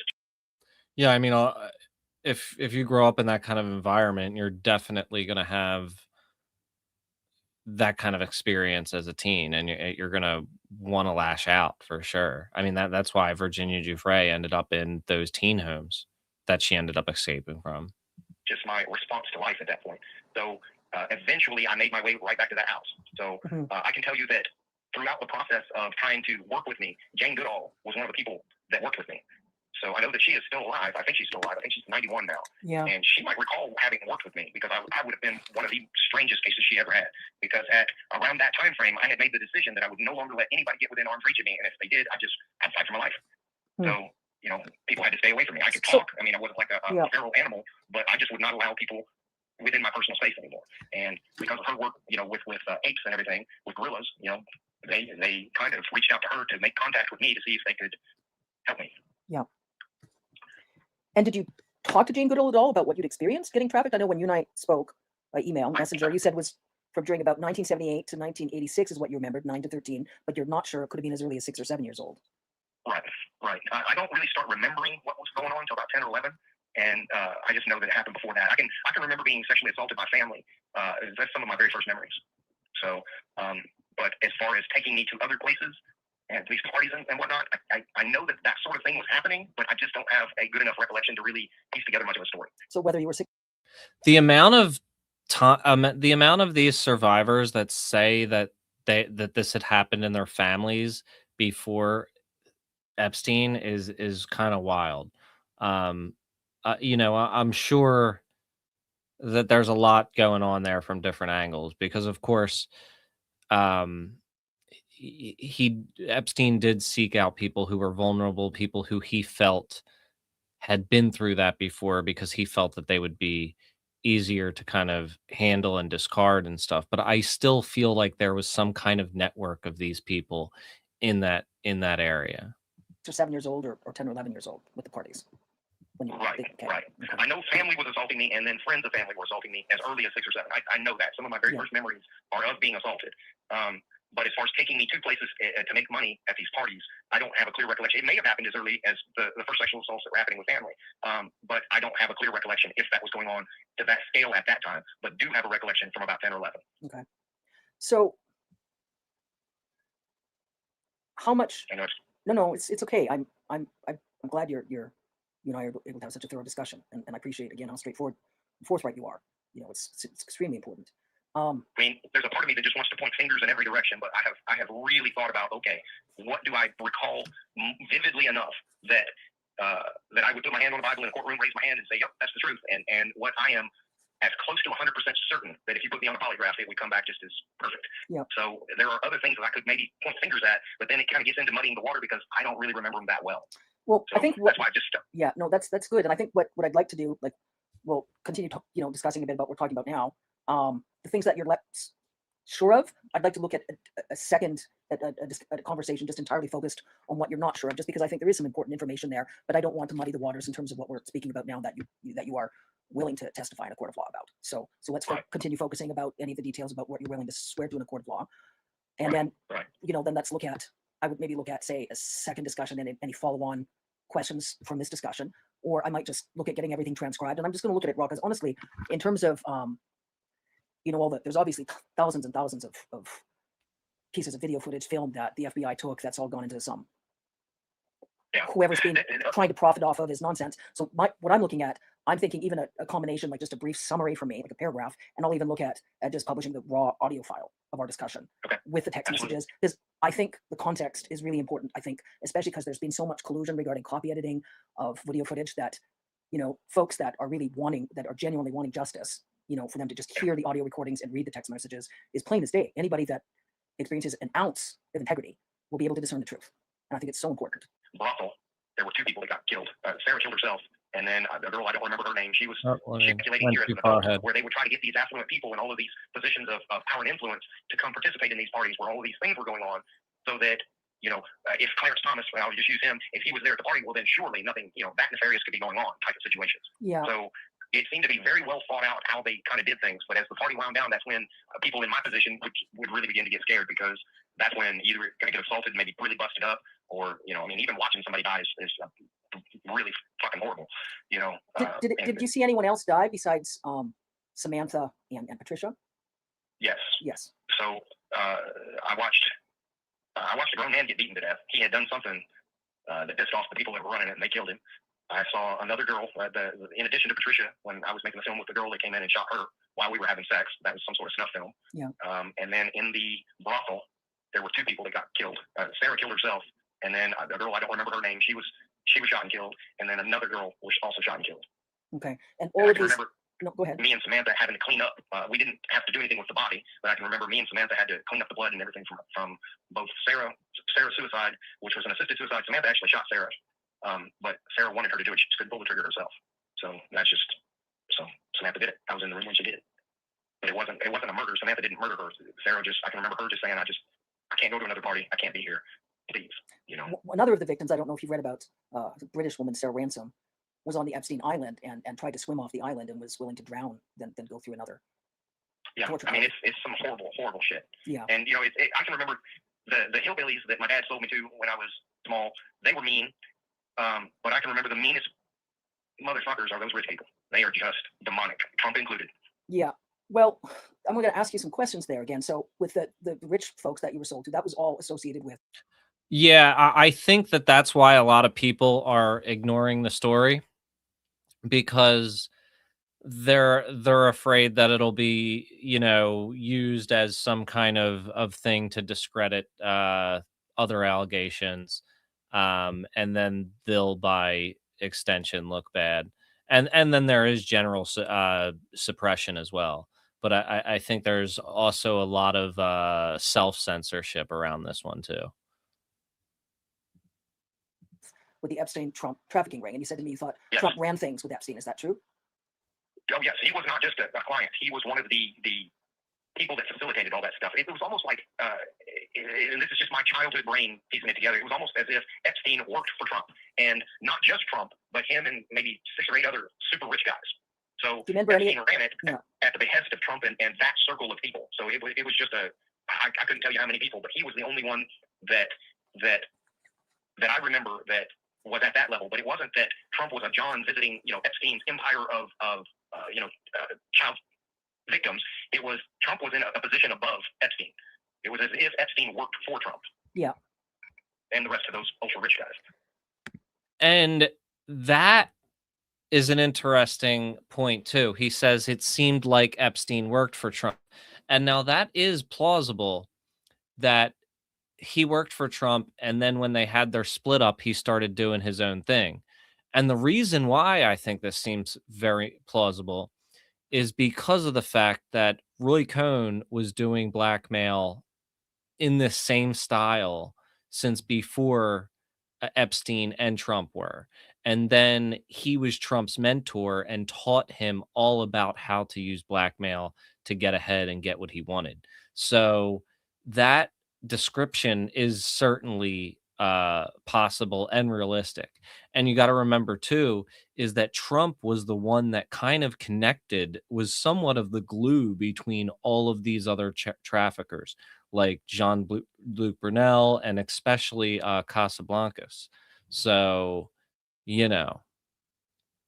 Do you remember? Like you ran that ring for them. No, I understand.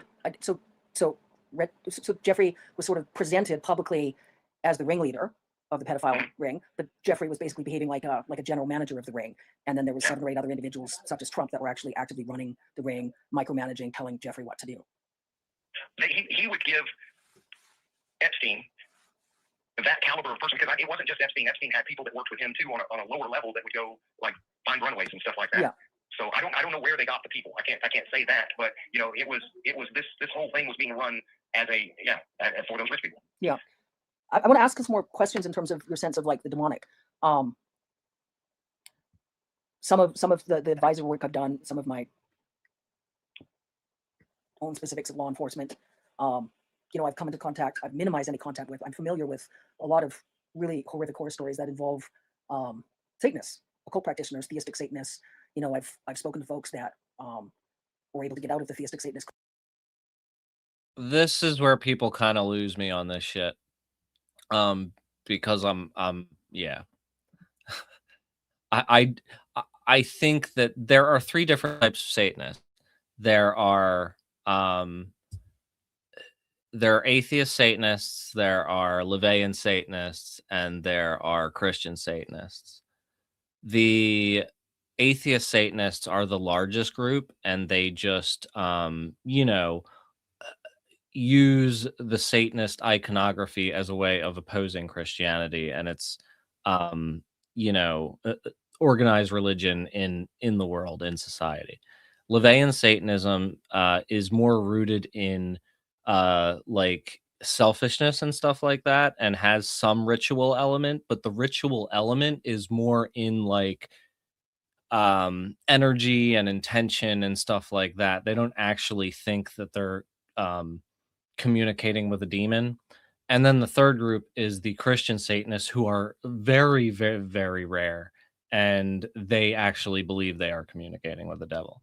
That is my take on that situation. But I'll hear them out. Cults, a lot of the torture techniques you describe are similar to theistic Satanist torture techniques. Sexual torture, human trafficking, human cannibalism. And what I wanted, you know, what's your sense in terms of these parties? That what do you remember? Like, was there any overt? I know a lot of the attendees presented themselves as Christians, but their practices are full-blown demonic satanic. Do you have the sense that any of them were actually secretly practicing any sort of occult rituals, or were they just like rich, fiendish, fake Christians that just didn't experience a conscience? I think it's the latter, just rich, fake Christians. I can tell you one thing specifically that Trump did, and that I remember vividly. I was exhausted and I couldn't fight back, and he sat on my chest and would choke me until I was unconscious. And each time that he did it, he'd say, "I'm going to kill you." So, and then he would choke me until I was out. And, you know, he did that, you know, half a dozen times or however many times. And I can remember him saying, "I thought I killed you that time. I'm really going to do it this time," and then choke me again. So he would just do that over and over again until he got bored of it. So did you get the sense that he was trying to kill you, or just to torture you about the thought? Well, in the moment, you think you're going to die. Yeah. And that's the experience that he wants to see, the fear in another human being's eyes that thinks that he's killing him, you know? Yeah. But looking back, I just think he was just torturing me. You know, I think had he wanted to kill me, he could have. You know, he could have just kept choking me until I was gone. Because I did get choked until I was unconscious. I don't know, as many as half a dozen times, maybe more. Yeah. You know, so that's the type of thing that he would do, or worse. You know, I believe, I wouldn't swear to this, but I believe that on that instance, my dad had told him, "Hey, you can't bust him up, you can't break stuff," you know, because all his CPS bullshit. Yeah. So, and I want to say he was upset at the end of that too because of the bruising. You know, they didn't break bones or anything, but you know, obviously I had bruising around my neck and different bruises on my body, and that's something else too that I'm just remembering right now as I'm talking to you. At least one instance, the school nurse got CPS involved, I believe. Yeah. in both Tennessee and Alabama because of the bruises that I showed up to school with. Yeah. You know, of course, my parents just said, "Hey, he's clumsy. You know, he fell out of a treehouse," or whatever excuse they gave. You know, but it was looked into, but obviously nothing materialized from it. Okay. So let me see. Can I call you back in about 10 minutes? Sure. Okay. Absolutely. I just want to make sure I've got the recording set. You know, I want to get into a file folder and get some duplicates, and then I'll call you back. Okay. Okay. Sounds good. Talk to you in a minute. Bye-bye. Let's roll it into the second one. We'll listen to the second one tonight too. Board. And if that wasn't too fast for everybody, I'll keep it at 175 so we could keep it moving along, because there's a lot of dead space, and this helps move it along. Oh, I'm just checking here. So to kind of recap what we were just talking about, one of the first memories that peered itself into my consciousness because of being what I perceived as a threat as a child was watching Donald Trump kill a litter of puppies. He did it in a variety of ways. As I stood there, they made me stand there, and he would harm or kill the puppy and then look to see what my reaction was. And in my child's brain, that registered because I viewed him as somebody more dangerous than my parents, and I knew that they would hurt me. So in my ability to reason, my reasoning was if they were worse people than my parents, that they were somebody that might kill me. So that is why he was so. That's why I most of the stuff I just tried to forget. But with him, with Andy, and with Jim, I remembered them because the truth is they scared me. Yeah. Okay, so I'm going to summarize a bit about what we had discussed that wasn't recorded. So with Trump, when Trump murdered the puppies and forced you to watch, you were 8 or 9 years old. That was your first remembrance of Trump. And had Trump sexually assaulted and tortured you already? Maybe, but I don't recall. I think what happened, and I'm relatively certain, but I think that was the precursor to him sexually assaulting me. So I think that was in an effort to make the experience as brutal as possible for me. That was the same kind of MO that was used with Patricia later on. Mm-hmm. So it seemed to be that he would use his imagination as such to try to figure out what ways would be the most traumatic, to make the most traumatic experience to destroy somebody, kind of traumatize somebody to the maximum potential possible. Mm-hmm. So that was the first template. This matches the personality style for sure. That was watching him kill those puppies. And then the next higher order of that, and I couldn't tell you exactly how much time passed between, but I would say likely a couple of years, or at least a year later, before the instance with Patricia. Okay. And I don't say that just as somebody who's observed him from the outside. If you read his niece's book, I believe, Marry Trump, it really gets into the family dynamics and how he grew up and his psychology. And it really matches up with that kind of sadistic description. And the incident with Patricia at that point, I had already, in my mind, I had already thought there's no way I'm going to live through this anyway. They're just going to torture me to death anyway. So I might as well do everything I can to fight back. Okay. And so with the incident with Patricia, then recapping, they told you to go into another room with Patricia. There was film? They were filming? No. They wasn't filming in such a case? What happened with me and Patricia, my dad, before we got to the party, said, hey, there may be somebody you know. I had been trafficked with her previously, but she and I were as close to being friends as you could be. We were, in the same boat as far as, our station in life. So we had kind of become friends, and she ran up to me, and I can remember she saying, hey, come go with me. And I said, I can't. And my dad said, no, it's okay. You guys go off and have fun. And I said, what do you mean? And he said, you can go just have fun. You're an adult now. And I can remember thinking in my mind, I was wondering, what happens next? And the only thing that I knew of really of being an adult was my dad. And I knew that he didn't go to these parties and get assaulted. So in my mind, I thought, well, maybe that part of my life is over. But anyway, we left. We wound up going into the farmhouse. We went into the room, not at the behest of anybody else. She wanted to have sex with me because she knew I wouldn't hurt her. Mm-hmm. I believe, I wouldn't swear to this part, but I am relatively certain she and I had already made some movies together off, not at the farm, but at a shoot. But I didn't have sex in a way that brutalized people, because I kind of knew how that felt. So it was a matter of her kind of choosing somebody to try to go have sex with. So she wouldn't be placing her life in danger by having sex with one of these rich guys. So we went in and started having sex. This was not in front of anybody. It wasn't filmed that I know of. It was just, if we were going to have the opportunity to go have sex with somebody, we were going to go have sex with each other, because that in that instance, neither of us would get hurt. Mm-hmm. But while we were in that room, after some period of time, the people at that party busted in, 6, 5, 6, 8 maybe people, big people, adults. At least one of them had a gun. I think 3 or 4 of them had a gun, to be honest with you. But then they assaulted her with me at gunpoint, and then they killed her in front of me. Mm-hmm. And said, that's what's going to happen to you if you don't do everything to the next person that walks in this room what they want. Do you think they knew Trump was going to walk in the room? Do you think they had premeditated that Trump would walk in the room next? Oh yes. Yeah. Yeah. Okay. I think that was just part of the experience for him. To traumatize me. And for all I know, he was watching through a crack in the wall. I don't know about that. So like an escalation from the puppies. Yes. Okay. So Trump would traumatize you first and then sexually assault you. There's the incident when Trump murdered the puppies and forced you to walk. And now the thing that I mentioned a couple minutes ago, I actually did find an article on that.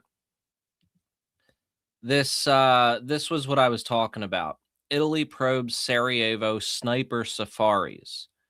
So this was a situation where rich people would be flown from Italy to Bosnia in the 1990s, where they would pay to fire on citizens in the besieged city. So this was during a war when there was a genocide taking place, I believe, in this conflict. And yeah, people were just because they wanted to have the thrill of taking a life. So this kind of stuff is not that unrealistic. Like this kind of attitude has been documented quite a bit. And I believe that this is probably just scratching the surface. Says, how did the sniper safaris work? And this was between 1992 and 1996. So for many of us, this was in our lifetime. Italian citizens and others who were mainly gun enthusiasts would gather in Trieste, northwestern Italy, on the border with former Yugoslavia on Fridays for a weekend of hunting. It is unclear who arranged the trips. So yeah, I just wanted to, like, this stuff sounds crazy, but it is not too far out of the realm of possibility. Watch. And then the incident when Trump had Patricia killed. Yes. Okay. And then that's the incident with Patricia we spoke about, where Trump assaulted you, tortured you, and then Trump wanted you to engage in sex with Trump, and you found the tent peg and got a condom on, and then inserted the condom in Trump's anus, just and kicked it as hard as I could. And kicked as hard as you could. Yeah. Yeah. And my plan was to continue hurting him to death, but as soon as I did that, he started screaming, and those same people busted back in. So. And then what occurred? My dad was at that party, obviously not in that room. It was just these other people, but we did not get assaulted or anything at that party. They didn't know what to do at that point. So we left. We didn't get beat up. I didn't get further assaulted by anyone, but some period of time passed, a week, 2 weeks, 6 weeks. I couldn't tell you how much time, but I can remember my dad saying, we've got to go face the music. So, I can remember him talking to me like I had done something wrong. He said, you can't do that to the rich people. You're going to get beat up, is basically what he said. He said, you've been beat up before. It's going to be just like that. You'll be okay. But I can remember him saying, you can't fight back or they'll kill us both. Mm-hmm. And that's when you were taken to the farm, and then 6 or 8, maybe 10 different groups assaulted and tortured you. It was at least 3 or 4 or 5 people at a time in these groups, because I think by that point I had done what I did to Trump.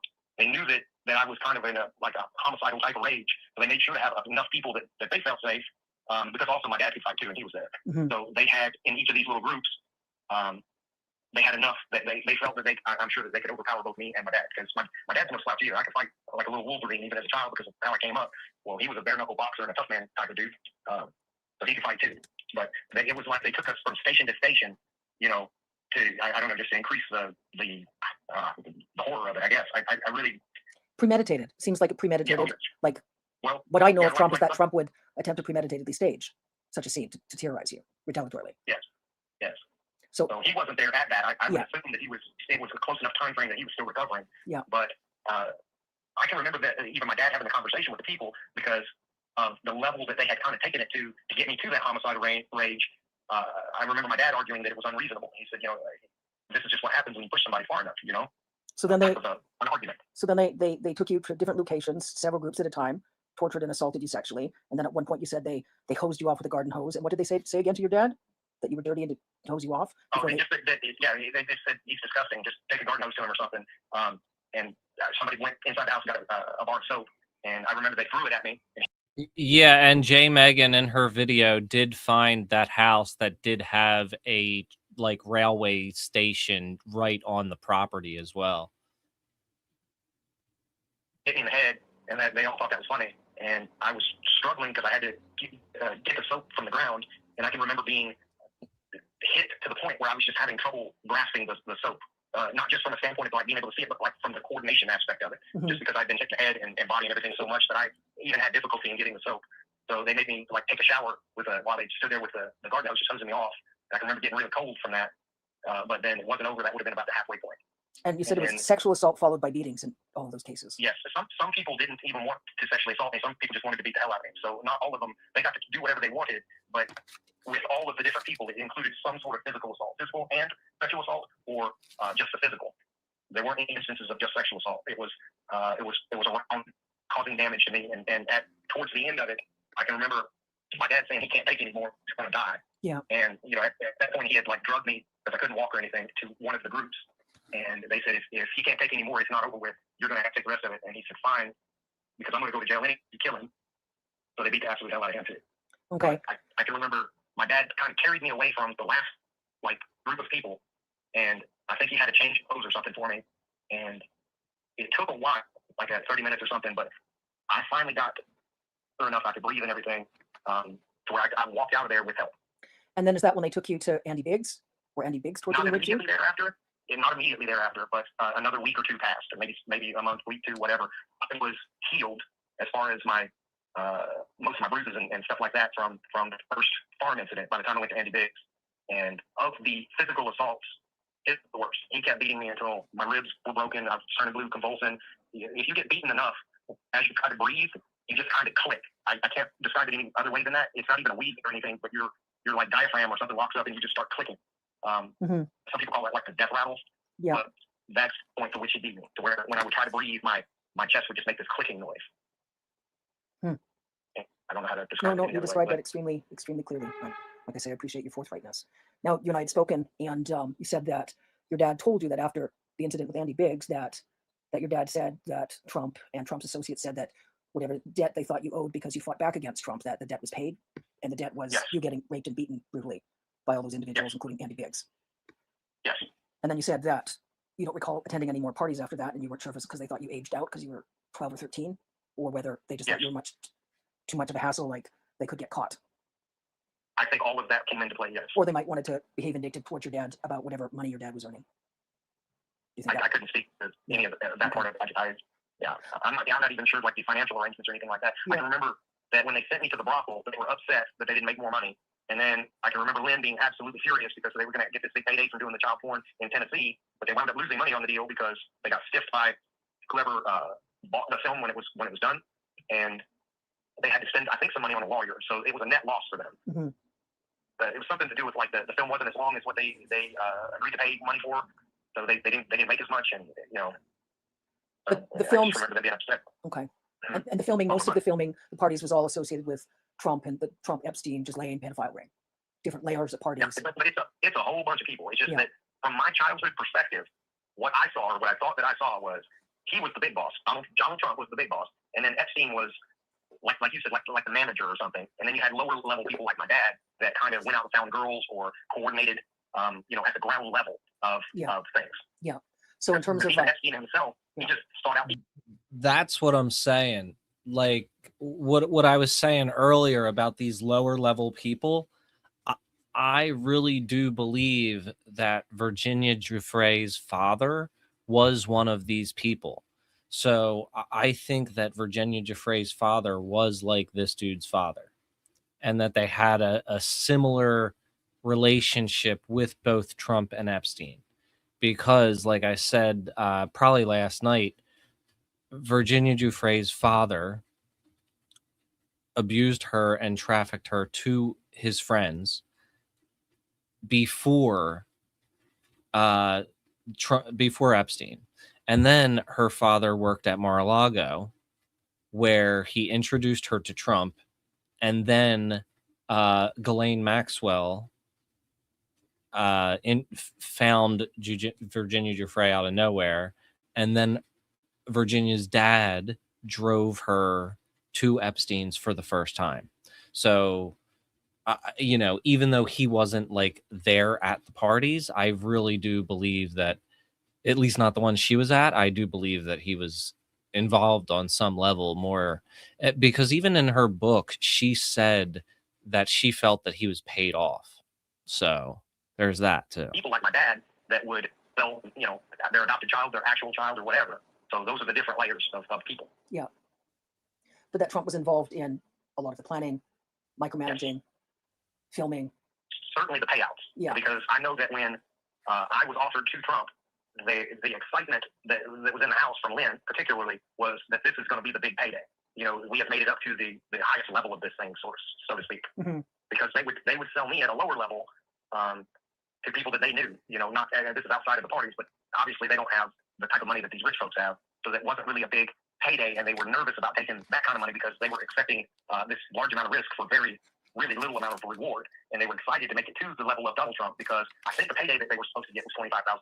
Mm-hmm. It may have been another sum, but that's just the sum that I remember, and that may not sound like a lot, especially today, but for our less standard of living, that would have been a fairly sizable chunk of money. Mm-hmm.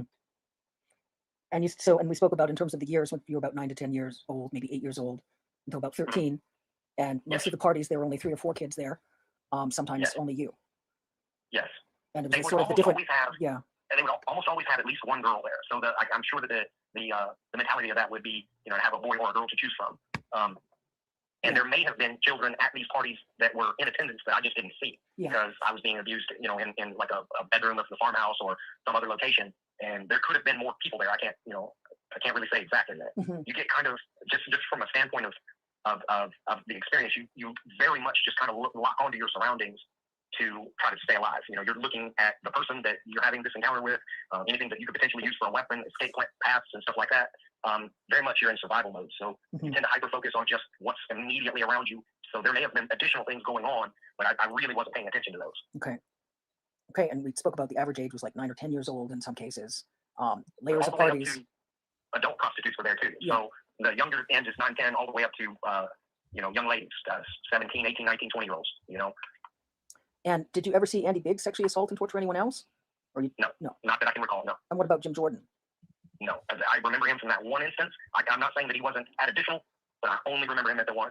And I can remember a bunch of people being there, but to be honest with you, the rest of them just kind of melded together. Mm-hmm. Just a bunch of adults, kind of a crowd of people. The ones that I focused on, the ones that I remember, are the ones that seared into my brain that this person could kill me next time. Yeah. So I need to remember this type of deal, and that's those 3. Yeah, and then Trump during all those years. Now, did you ever see Clarence Thomas more than once, or Lindsey Graham?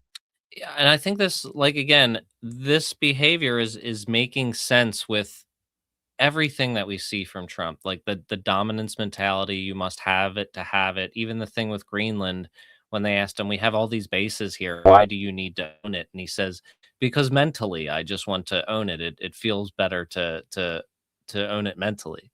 And that's essentially what he said. One of his answers was that he likes the ownership of it, and he thinks that that's what it takes to win. And there are just so many, even what's happening with ICE now, the point is domination. And many of the flagrant things that he has done in his administration, the point has been I could have, but I only remembered Lindsey because his mannerisms, particularly when he's not in the public spotlight, are very effeminate. Yeah. So that stood out to me, and Clarence stood out to me, and I only remember seeing them at one of those parties before anything happened. So I'm not saying that they were necessarily involved in abuse. They could have been. They could have even been involved in abuse that included me. I just can't swear to that. But he stood out because of his mannerisms being so effeminate. I believe the people that I was around, my dad and whoever he was talking to at the time, joking and laughing about those mannerisms. And then I remember Clarence because he's a black man. Not only is he a black man, but he's kind of a dark-skinned black man. So in that group of people, he stood out a lot because he was the only black guy there. Okay. And then in terms of, we talked about transportation, plane, airplane, helicopter, automobile. You said there weren't a lot of folks on the plane, maybe sometimes 3 or 4 other kids, sometimes just you, whichever adults on the plane. When, with snuff movies, were any of those shot on the farm that you remember? Or those you said were at different locations? Those were at different locations.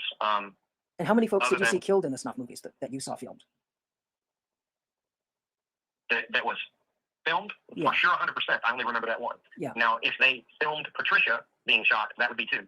But the other one was on like what you would think of as a movie set. Yeah. Probably just a warehouse, somebody's basement. I couldn't tell you the location, but it wasn't just a handheld VHS camcorder. It was something on a tripod with lights and things like that. And we were having sex, and somebody walked in and just shot her in the head, and I don't remember her name. So it's a similar MO as with Patricia.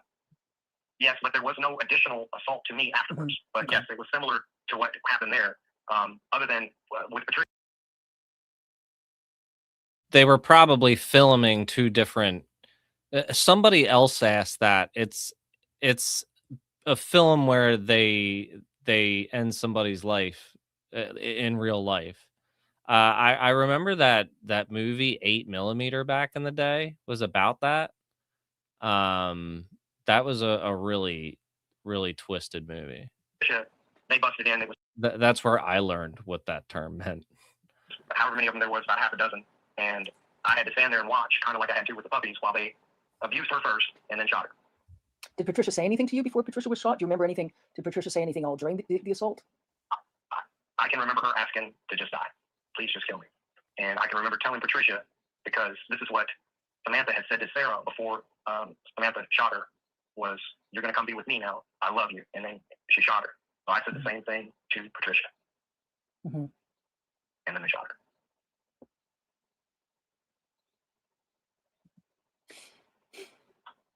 There really aren't any English language words that convey, I'm glad that you found each other, that you found some way that you could find some sort of friendship in such harrowing circumstances. I'm so sad, but she was just a sweet little girl, and that's what these people are. And this world just does not need that. Yeah. Do you have a sense that Trump and those perpetrators would specifically try to look for children they thought were really innocent to torture? The puppies? Oh, yeah. This is such an extremely elaborate story that he has maintained over the course of 3 hours now. That is, yeah. But like the more innocent, they wanted to torture them more? Yes. It was about, the experience to them didn't seem to be all that sexual in nature. It was about taking a bright little energetic youth and then just destroying that person. Even if not physically necessarily, but psychologically and emotionally. Like to the point where they just really were like traumatized for life. Mm-hmm. That was what they seemed to enjoy doing. Yeah. And my mother, Mary Lynn Riley, was of the exact same personality flaws that those rich people were. And as bad as my dad is, and as far as human beings go, I would say that he's just about a failure in every way. He wasn't even that bad. There was just some semblance of conscience with him. Like, I can remember at that party him just about breaking down into tears because it was affecting him emotionally to see me take that level of punishment or abuse or whatever. Mm-hmm. So Lynn was a type of person. She would have smiled and laughed and had a really good time. That's who she was. And that's who Donald Trump is. And that's who Andy Dick is. Those three are like the last level of human as far as depravity goes. I mean, there's nothing in the way of watching another person suffer that they didn't seem to enjoy. It would be the best way to put it. So it would be similar sort of psychopathy as John Wayne Gacy. Trump. Yeah. Even worse. I can remember Samantha was the first and maybe only person that Lynn got to kill, and I remember her being upset that she didn't get to be the one to kill her. And that's the last part of what they used as leverage against me. And they had damaged her to the point where she was probably going to die anyway. But Samantha asked me, they threw her in the room, they had cut off one of her toes. She was not in a good way. I think that maybe they'd broken her arm. But she was suffering, and she asked me to choke her to death, and I did. And they used that, my parents used that as leverage against me for a period of time, telling me that I was the only one guilty of murder. So in my childhood brain, I thought that made sense, but I just did for Sammy what Sammy kind of did for Sarah. He has confessed to multiple murders as a child in this. This is insane. I mean, technically, they weren't his fault, obviously, but yeah, this heavy stuff. That's how you were looking at. Okay, so let's just recap because that's important. I don't want that to get misconstrued. So Samantha, Sarah, Patricia. Which one was African American again? Samantha. So Samantha was African American, and you were all tortured and trafficked by Trump and the Trump Epstein pedophile ring. Yeah. Brutally tortured. When Sarah was going to commit suicide, Sarah was afraid to pull the trigger, and Samantha pulled the trigger, and so that Samantha could die because Samantha was afraid to commit suicide. Sarah asked Samantha to pull the trigger. And then when the parents, Sarah had asked for me to be in the room too because she wanted. We cared about each other. Me, Sarah, Samantha, and Patricia were all just like we kind of, Three Musketeers or whatever. We kind of stuck with each other because we did the best we could to look out for one another.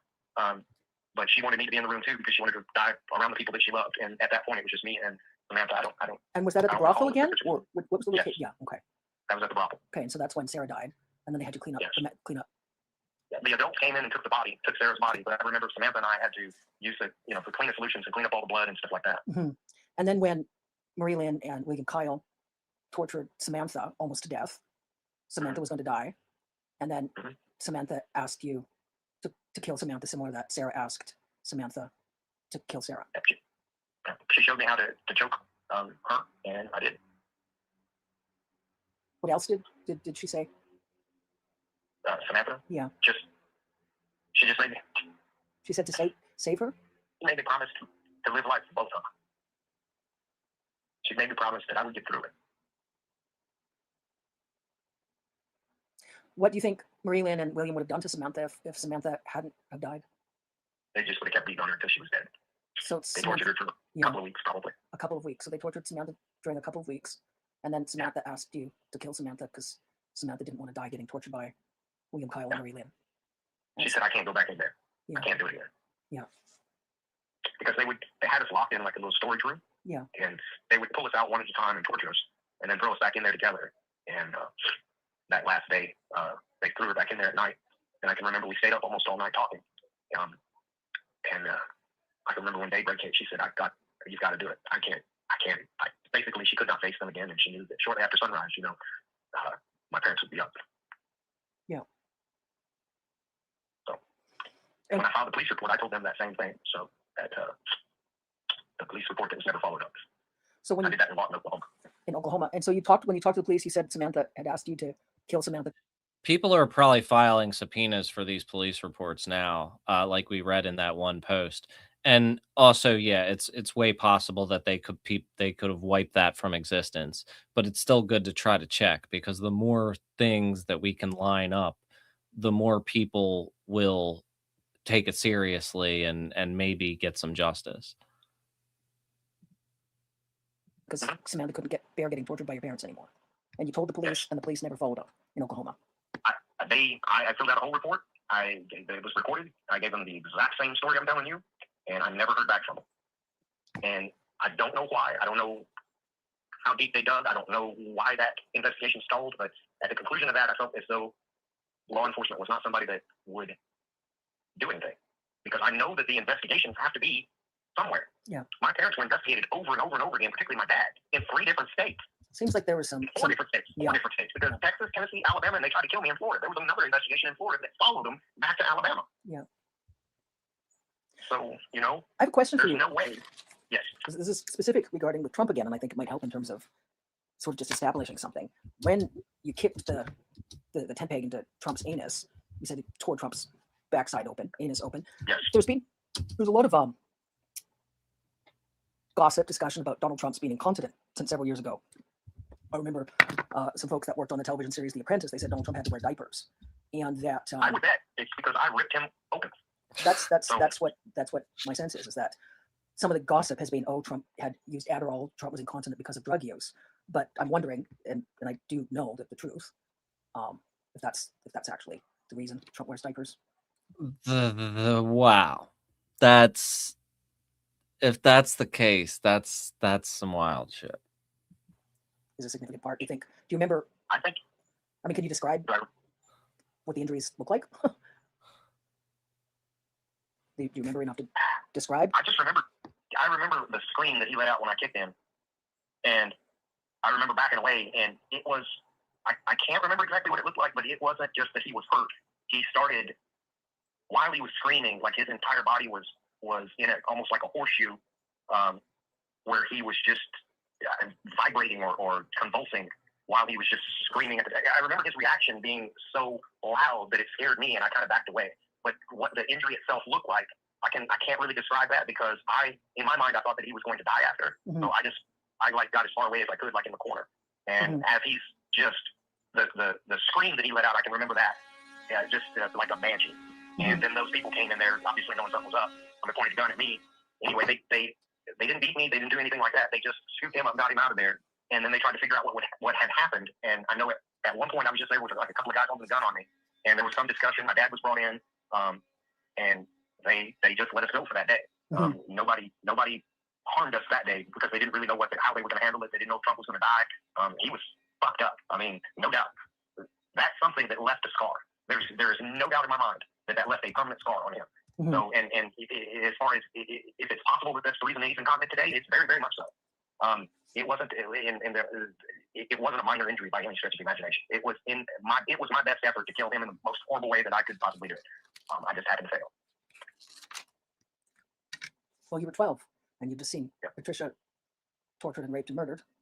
Trump premeditated the murder of Patricia to torture you, and then Trump tortured you. It's extreme circumstances. You experienced understandable rage at injustice, the most depraved sort of injustice.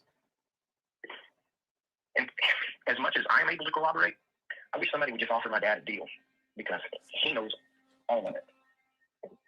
It would be worth him not going to jail, as far as I'm concerned, just to blow this whole thing open, because as bad as my dad is, any malice that I might have towards him is superseded by the fact that the whole of the organization is even worse. Yeah. Some of them politicians that are organizing this stuff and subpoenaing people for the Department of Justice or whatever it is, whatever mechanism they're using, like the House Oversight, I think it is actually, they should subpoena this guy's dad for sure, and him. He would probably gladly go and testify. But that's just me talking to you. I mean, I understand you're not in that position. I'm not in that position, but that's just, I wonder how many other people are out there that are just like my dad. My dad was kind of like a recruiter, maybe. I think he would go out and find runaways, but I can't say where those people got all of the other people. I don't know where Sarah came from. I know Samantha came from an abusive household, and she ran away when she was 12 or 13, lived on the streets for a while, and then wound up in that brothel, and then wound up getting used in that whole ring. And Patricia had been in some similar circumstance where I think that she was adopted and used kind of like I was, but then she wound up on the street too, another runaway. But I don't know Sarah's background. I don't remember. Instead of using Palantir to track down all of the missing children out there, they're using it to throw people in cages. Like, if you think about it, we really could be using that kind of technology to actually do something good, but nope. I think your dad was probably one of similar sort of recruiters they might have used in different locations, or in terms of the core group of like those specific torture parties, they might have tried to keep quite tight rein on things. Yeah. Is there anything else you want to talk about right now? I mean, I think I have shared the bulk of what I remember vividly. Okay. Sometimes another detail or something will pop up into my head. But I've spent years kind of trying to dissect all of this, and over the number of years, about the last 10 years, I've been just peeling back layer after layer of this. And as far as what I remember clearly, this is pretty much it. Like I say, there were other instances of assaults, but I can't tell you who did what, when, or where. And I can't place it to a specific individual outside of both of my parents assaulted me. Some of the other family members assaulted me. I can remember that. But as far as anybody of any importance, those 5 names that I've given are the only ones. The 2 that were there, and then the 3, Andy, Jim, and Donald Trump.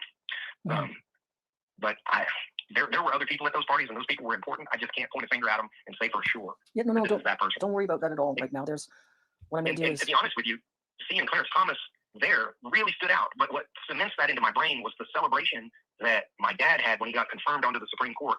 How excited he was to have a person as high as the Supreme Court that was involved in all of it as sort of a buffer. Yeah. So, could potentially a John Roberts or Justice Alito, one of those guys, been there potentially? I don't know, but I can remember specifically how excited he was that, this is a person in about the highest position possible. And I remember him saying that that's a lifetime appointment. So do you remember, for what that's worth? No, that's important. That's significant. Do you remember any female attendees at those parties, adult females? Yes, but it was not very common. Lynn went to one at least, and they were rare. Most of the women that were at these parties were escorts or children. So there were some adult escorts at some of the parties for sure, and then there were possibly, before it got down to the smaller group of people at the end where they really did the more brutal, more heinous stuff, that was always just a bunch of men. I can't remember women being in a smaller circle other than other people being trafficked. I can't remember any women being there. Besides Trump, could you identify any of the rest of the men, of those 8 to 10 men that were always in the core torture group? If you saw the photos? He would be the only one that I could clearly say that this person. The rest of them, I didn't think they were going to kill me. Yeah. So they just kind of go into the memory bank of just something else bad. And the only ones that I remember are the ones that I thought were dangerous, and then Clarence because he's black, and then Lindsay just because of his mannerisms. Mm-hmm. And I remember seeing him and observing his mannerisms. What I remember even more is my dad and whoever he was with at the time kind of joking about those mannerisms. I can even remember somebody telling my dad to be careful because there were a lot of people at that party that were gay. So if he got caught like making fun of a rich person that was gay or at least had the mannerisms and demeanor of a gay person, that it might cause my dad problems. So it was kind of, we can kind of laugh and joke about this a little bit here, but you better be careful what you say around other people because a lot of these people are gay or at least have bisexual tendencies, and they may take offense to that. And these are people that my dad was not in a position to offend. Mm-hmm. They. Okay. Well, what I'm going to do, I'm going to get this recording here, this second recording, and backups and so on. And then I'm just going to spend the rest of Saturday fairly quiet, doing some peaceful things, which I highly suggest you do as well. Just whatever you like to do that you experience enjoy. This one still has quite a few minutes in it, so I wonder what goes on after this. And then there's like another short one after this. Yard work. There you go. If it's not too hot outside, it was pretty hot yesterday, but that's not what that's my meditation. That or the gym, and I can't go to the gym today. Yeah, spend some time outdoors. I have a set schedule. Okay. Yeah. And then what I'll do, like I said already, I'd like to just get the text messages we've got and the recordings, and I'm just going to figure out in terms of, so there's 2 recordings now, and I'm just going to figure out whether I might just upload to a specific drive and then. Oh yeah, there's more than I thought, actually. I'm not going to be able to get to all of them tonight. Those are short, though. Maybe I can. We'll try.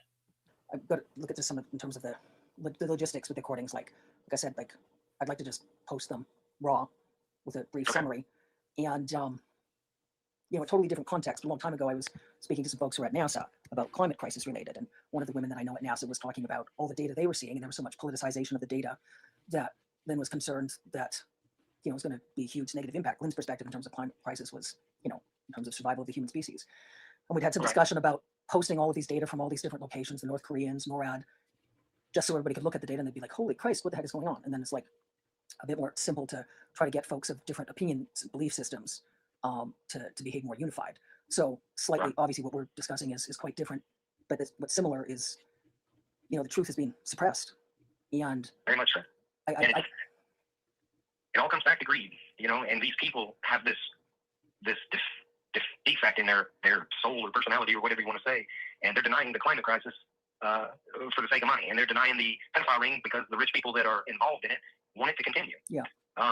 It's just a level of corruption that seems to permeate, I don't know, in almost every direction. It's not everybody who is corrupt, or most certainly the average person I would think would be very much against all of this, but not enough people in key positions to prevent it from happening. And that's And to be honest with you, to some degree, it feels like the Democrats are just part of theater.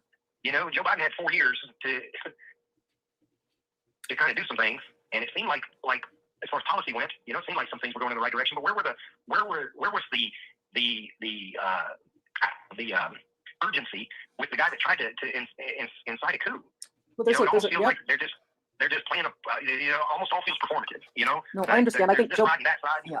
I think Joe Biden was trying to do the right thing, and there's obviously a lot of folks, Republicans, that are involved in the pedophile ring and have compliment against them, and perhaps some Democrats. And I think it's one of those situations where, if Biden had more information, there's a lot more Biden would have done. So there's obviously been some collusion about the information that everyone's getting. And I think what you were talking about in terms of parties and how the parties seem to be presented, folks that were engaged in some level of criminal behavior, but wasn't the extreme criminal behavior of those that were torturing and murdering kids.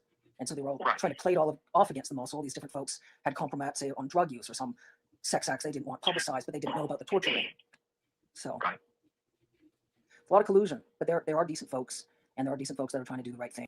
Yeah, 100%. I mean, Biden is also complicit for sure, and he didn't do shit about any of this with Trump. They basically allowed all this stuff to happen that has happened in the past year. And I'll get these audio files. I'll get them looked at. I'll get them uploaded. I'll write a little summary. I'm sort of simmering about, just some of the logistics in terms of the file size, the right location, where I'm comfortable with the files being, And like I say, I've already looked in terms of some contacts at the Hague. One of the things with the Hague is the United States isn't part of the international, the criminal court system anymore. But I know how it can still be presented because it is an international security issue, considering Trump's wreaking this sort of havoc. Now, Trump's attempting to wreak havoc on all sorts of folks in all sorts of countries regarding tariffs and all sorts of nonsense. And is it the exact MO you described with the puppies and with Patricia? So he does seem to enjoy watching the act of suffering play out. Yeah. In almost any venue that he has any part of. Yeah, and now with immigrations and detentions, disappearances in the United States, again, it's similar. Yeah. Yeah. I don't know. I just, if Trump does one thing that's good for this country, it will be by being such a putrid human being, he will maybe expose much of the corruption around him. And that is my only hope for him. Other than that, he serves no positive purpose to mankind. Yeah. But if his level of malfeasance somehow segues into the exposing of the misdeeds of some really bad people around him, that'll be the only good thing he's ever done. Yeah. That's just my opinion. But yeah, I have watched this presidency closer than any other because of my past. And good God, everything he touches. They're just read a lot of talking information. politics right Yeah, now. I know. And so what I'm thinking, what I'm looking at in terms of logistics, especially since we've, our discussion today, I need to confirm when my sister's traveling and her husband, when they're back. The length of the 5 minutes where we talk about, carefulness in terms of journalists and stuff, and my sister traveling just for safety. They're talking logistics right now. And stuff, and then with Putin, just in terms of if there was anyone in Europe, and specifically. So let's move on to the next one. I hope it's just that this. I don't have one with him as my leader. No, Battery Commander. Okay. No. So before Michael, what's that? Oh, no, go ahead. Tell me, bailiff. Yeah, BALIS. First name Michael, middle initial R, and then Junior. Yeah. And unfortunately, this is the newer NCOE number 4561. Okay. And the commander at that time, I thought it was Captain Colasanto, but the commander, who I don't remember talking to, but that was Captain Mendenhall, Ryan L. Ryan L. Mendenhall, what's the spelling? Mendenhall, and Ryan is spelled Ryan, middle initial L, last four of the social is 1124. Okay. Okay. And so to be a little more helpful for the dates, the date of my NCOER was 2010, September 21st of 2010. So September 21st.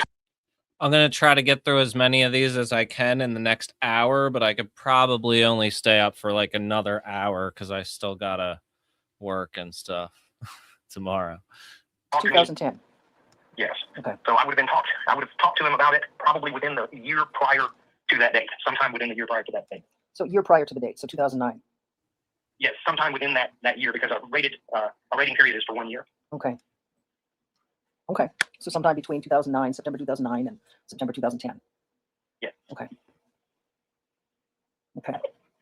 Okay. So in terms of what I was going to record, in terms of what we can look at as another audio file, but I just recorded now, I'll just we'll start the sort of like in terms of witness testimony right here, because I just want to be careful about what we publish about those individuals right now, because we want to see about talking to them. So yeah, so today is July 19th, 2025, and continuing with interviews from tomorrow. From tomorrow. Today is July 19th, 2025. Oh, July 20th? My goodness gracious, yes, it is. So yeah, today is July 20th, 2025, and we're continuing with interviews from yesterday, July 19th, 2025. And I wanted to just recap what we had spoken about the girls. So there was 10 to 12 films, one snuff film we spoke about yesterday, conversed about yesterday. There's one more circumstance similar where you were there when the girls were killed after the filming. There were at least two girls that were killed. Was the same MO? They were shot in the head? I didn't witness that, and I didn't know that it was coming. We completed filming. Then the girls, they said, "Hey, y'all come with us. You help pack up the equipment or clean up or do something, in reference to me." And there was another person in there with me besides the girls, and I could hear a gunshot, but I didn't. I wasn't witness to it. It was outside, and I can remember the other person saying, "Just focus on what we've got to do. That's not us or not you or whatever like that." Mm-hmm. So I can remember wondering if it was going to be my turn next or whatever, but as far as witnessing it or anything or knowing what happened after or how they disposed of them, I don't know any of that.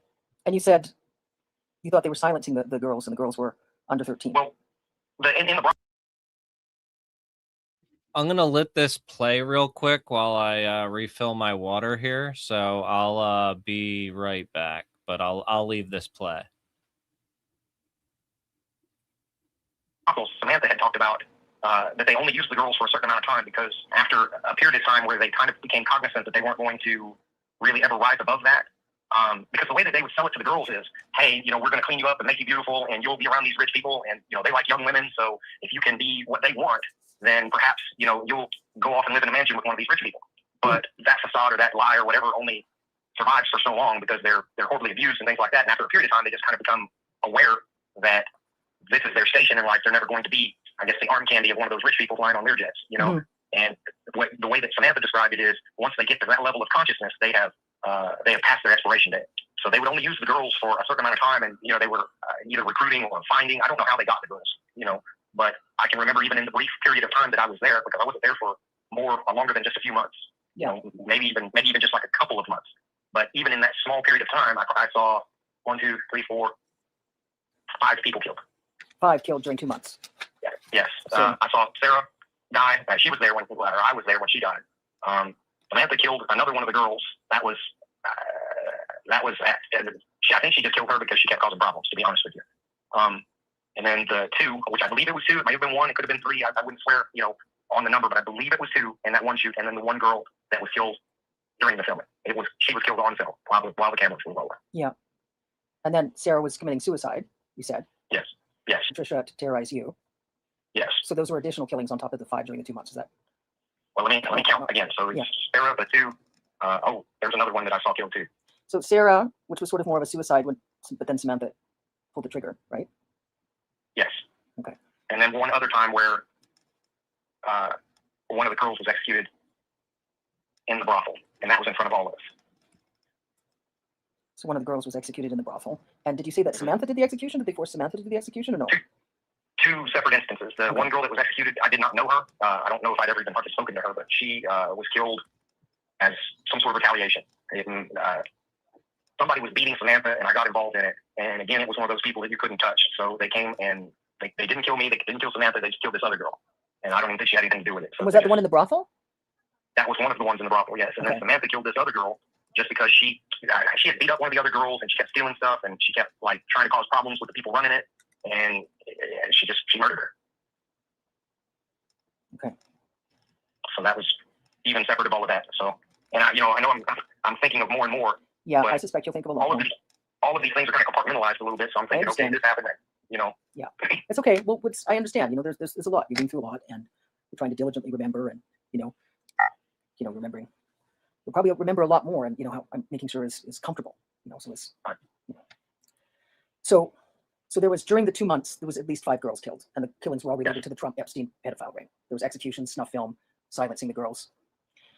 Yeah. And now at that brothel, I never saw anybody except this big-bellied hillbilly that ran it. Yeah. And then one other, I don't know what you call him, some mobster. That was the one that came in and shot the, kind of terrorized all of us, wanted to get at all of us, and then just shot kind of one girl at random. Okay, so a mobster. Yeah. And I have no idea who he was. Just some older guy, gray hair, pinky ring type person, Yeah. And when the 2 girls were killed after the filming, tell me again what the other individual said to you, that you're good, they won't kill you, boys are hard to find. I was working, maybe packing up stuff or cleaning, or I don't remember exactly what I was doing, but I remember that I want to say we were breaking down the stuff that they had used to film it. And when I heard the gunshot, I stopped working, and the guy was basically to the effect of, this doesn't concern you, just focus on what you're doing. So I kept doing whatever it was I was doing. And he said, boys are hard to find. You're good. Boys yeah, he said, you're good. Girls are a dime a dozen, boys are hard to find. Something like that. That may not have been the exact words, but it was something to that effect. Yeah. So it sounds like in the case with the Trump Epstein ring, in terms of whoever they thought was expendable, disposable, the girls that were under the ages of 13 years old that were considered, would you say it was more about, were they financially poor? They would just dispose of them as they got older, more aware? Yes. Okay. Yes. Once kind of the gig was up, where they knew that the lies that they were being told weren't ever going to materialize, that no matter what they did for these rich people, they were just being used. Yeah.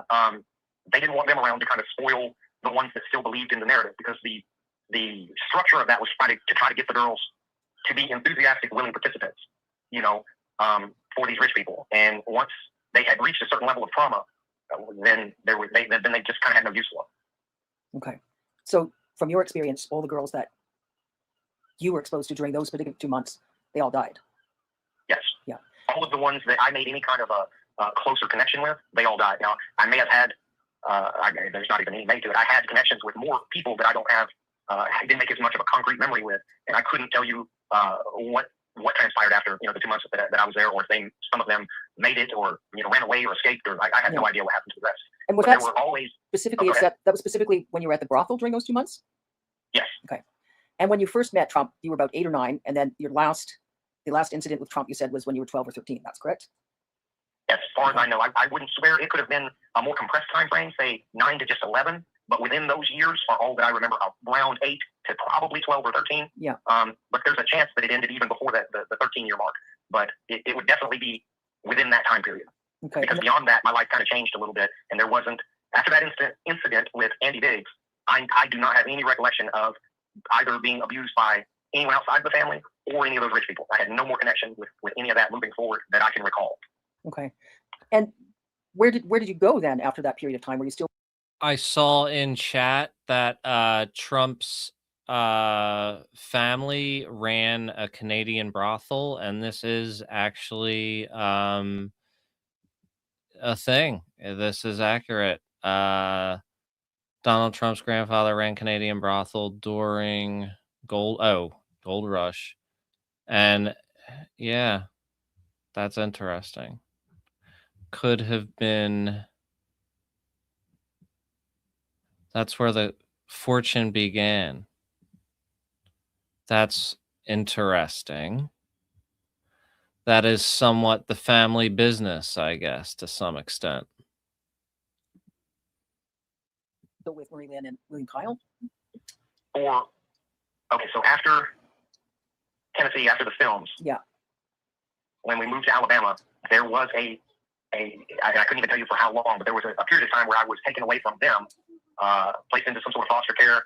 But I eventually, once the investigations into their activity petered out, I eventually made my way back into their house. Yeah. Okay. Is there anything else you think would be helpful for us to converse about during this recording? Not that I'm remembering at this time. Yeah. Even some of this in my own mind, I can't tell you which thing happened before the other thing. I have it, like some of it's chronological in my memory, but I can't tell you exactly. I am pretty sure we still lived in Tennessee when they sent me to the brothel, and that's where I met Samantha. That's where I met Patricia and Sarah. Sarah died at the brothel, which I never saw, obviously, her again. Mm-hmm. But then Patricia, I saw.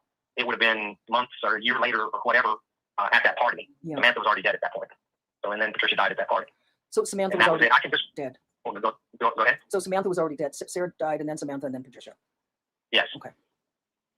And because I could just remember when Patricia died, it kind of changed something inside of me, and in my mind, I had just kind of lost my only friend, or my last remaining friend, and in my reasoning, there's no one left but me, meaning that the next person they're going to kill is me. Yeah. Yeah. Yeah. There's yeah, gosh golly, that's horrific circumstances. Yeah.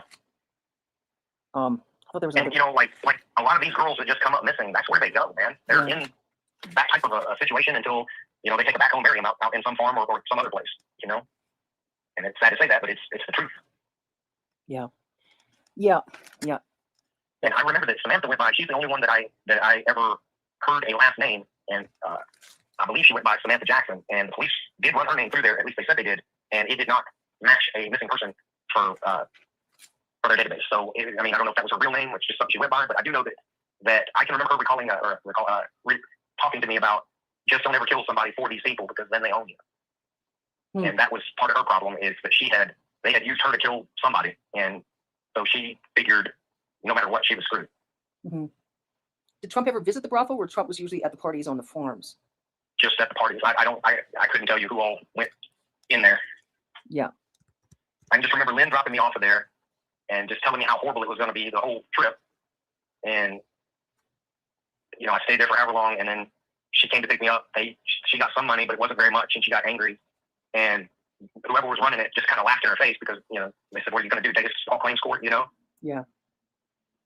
And what year did Lynn commit suicide again? Mary Lynn? 1980? No. It was no. It was. Hold on, I can tell you. Just a minute.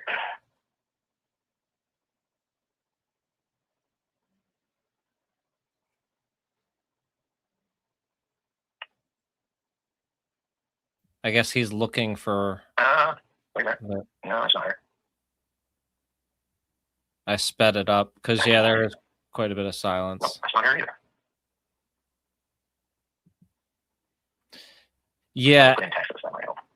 Jeffrey Epstein's brother had some involvement with his real estate in New York. Yeah, I'll send you a picture to you. Sure, that's the ones where models were staying. 2018. So recent, that's right, it's recent. Yeah, let's see. She passed away peacefully during the night at her home in Johnson City, Texas, July 28, 2018. And what I had heard is that she took a bunch of sleeping pills and washed it down with some Jack Daniels. But I don't have her autopsy report or anything like that. But here, I'll send you her picture as well. Sure. I saw William Kyle's Facebook profile post a lot of pictures of cruise ship travel. But yeah, Mark Epstein, I think that what he's saying about his brother is true, about his brother being killed behind prison or while he was in prison. But at the same time, I think he's definitely downplaying his involvement in Jeffrey's life and that he was much more involved than he leads on. So let's go on to, we listened to the F of 6 last night and there wasn't much on there, like the very last one. But yeah, so we could listen to the next two. I think we could pull it off. And causing that was just some sort of a special degree of just horrible person, you know? Yeah, that's like in terms of extremity of malevolent, psychopathic, sadistic. So they shot Patricia in the torso first. And do you remember the description of the I don't even call him a gentleman, the gentleman who was like shuffling on his feet and was uncomfortable about how much Patricia was suffering, getting tortured? I wish I could give you a better description, but just 5 or 6 potbelly hillbillies. You know, you kind of, if you look at older pictures of my dad, they just kind of look like him. Just larger, thick people, not necessarily fat, not necessarily what you would think of as like a country boy, a big country boy. You know, beards and a little bit of hair. You know, just thick, 5'10" to 6'1". You know, bigger 235 to 250 pound guys. So just larger country boys, and I couldn't even tell you like their facial features or anything like that. I can remember at least some had facial hair, beards, mustaches, that sort of thing, and just larger people dressed in what you would consider just kind of country music type of attire. Yeah. Boots and blue jeans and button up cowboy type shirts. Yeah. So that's what all of them look like. Okay. So when they had guns, you said you remembered one, and then 2 or 3, maybe 4 of them had guns. One of them shot Patricia in the chest. They tortured and raped Patricia. The one hillbilly was uncomfortable and said just ended to kill Patricia. But how long did they continue torturing Patricia before they shot Patricia in the head? If I had to guess, I'd say probably in the realm of 30 minutes or so. 30 minutes. I can remember that one or more of them raped her. Not everybody wanted to participate in that. And then the one guy just seemed, of those people, only one person really seemed exceptionally uncomfortable about the whole thing and didn't want to be there.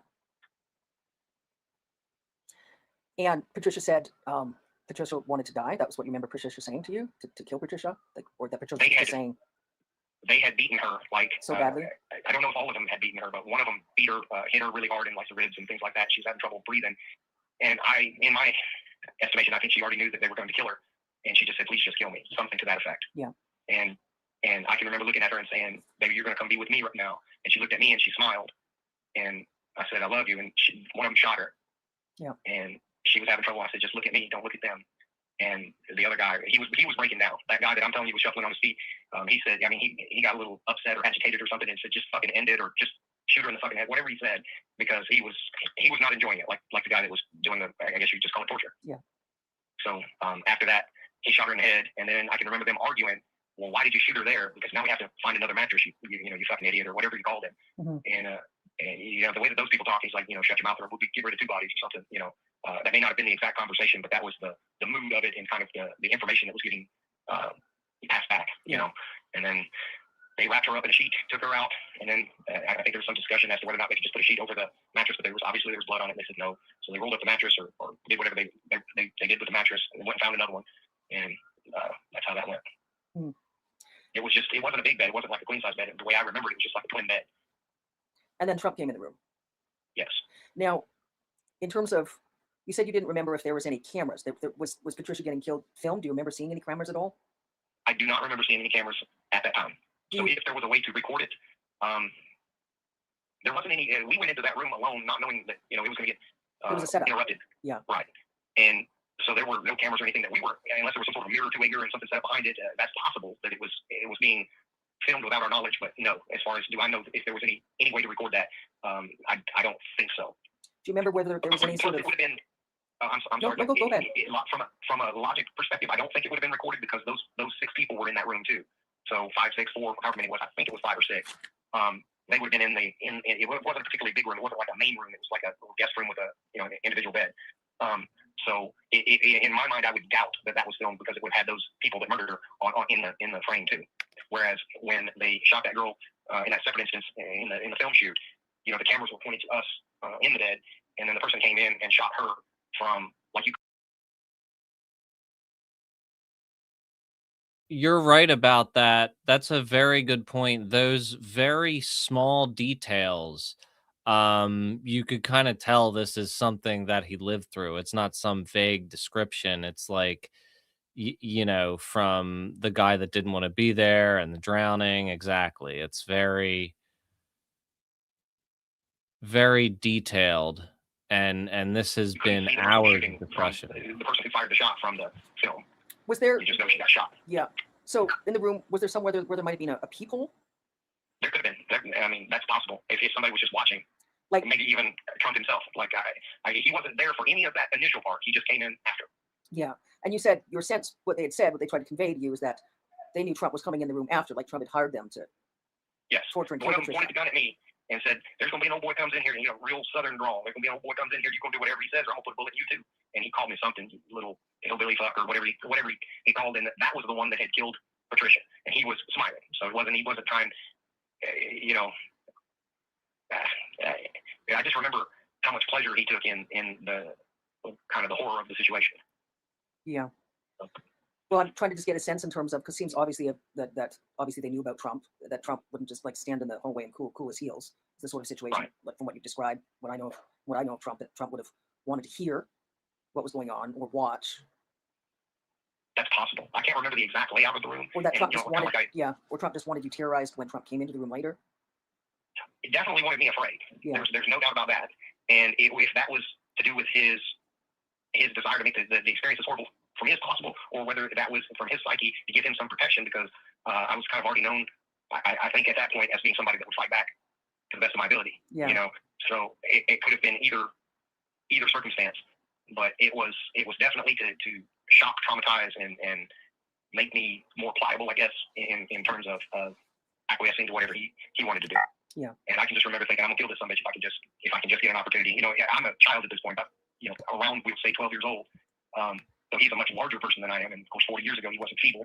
So I was looking for that vulnerable point where I could try to kill him. Well, that's understandable context. There's a lot of policy, legislation, law per country where that's a situation with extreme circumstances when you're acting in self-defense. You have no idea at that point whether they might just come in and kill you right after.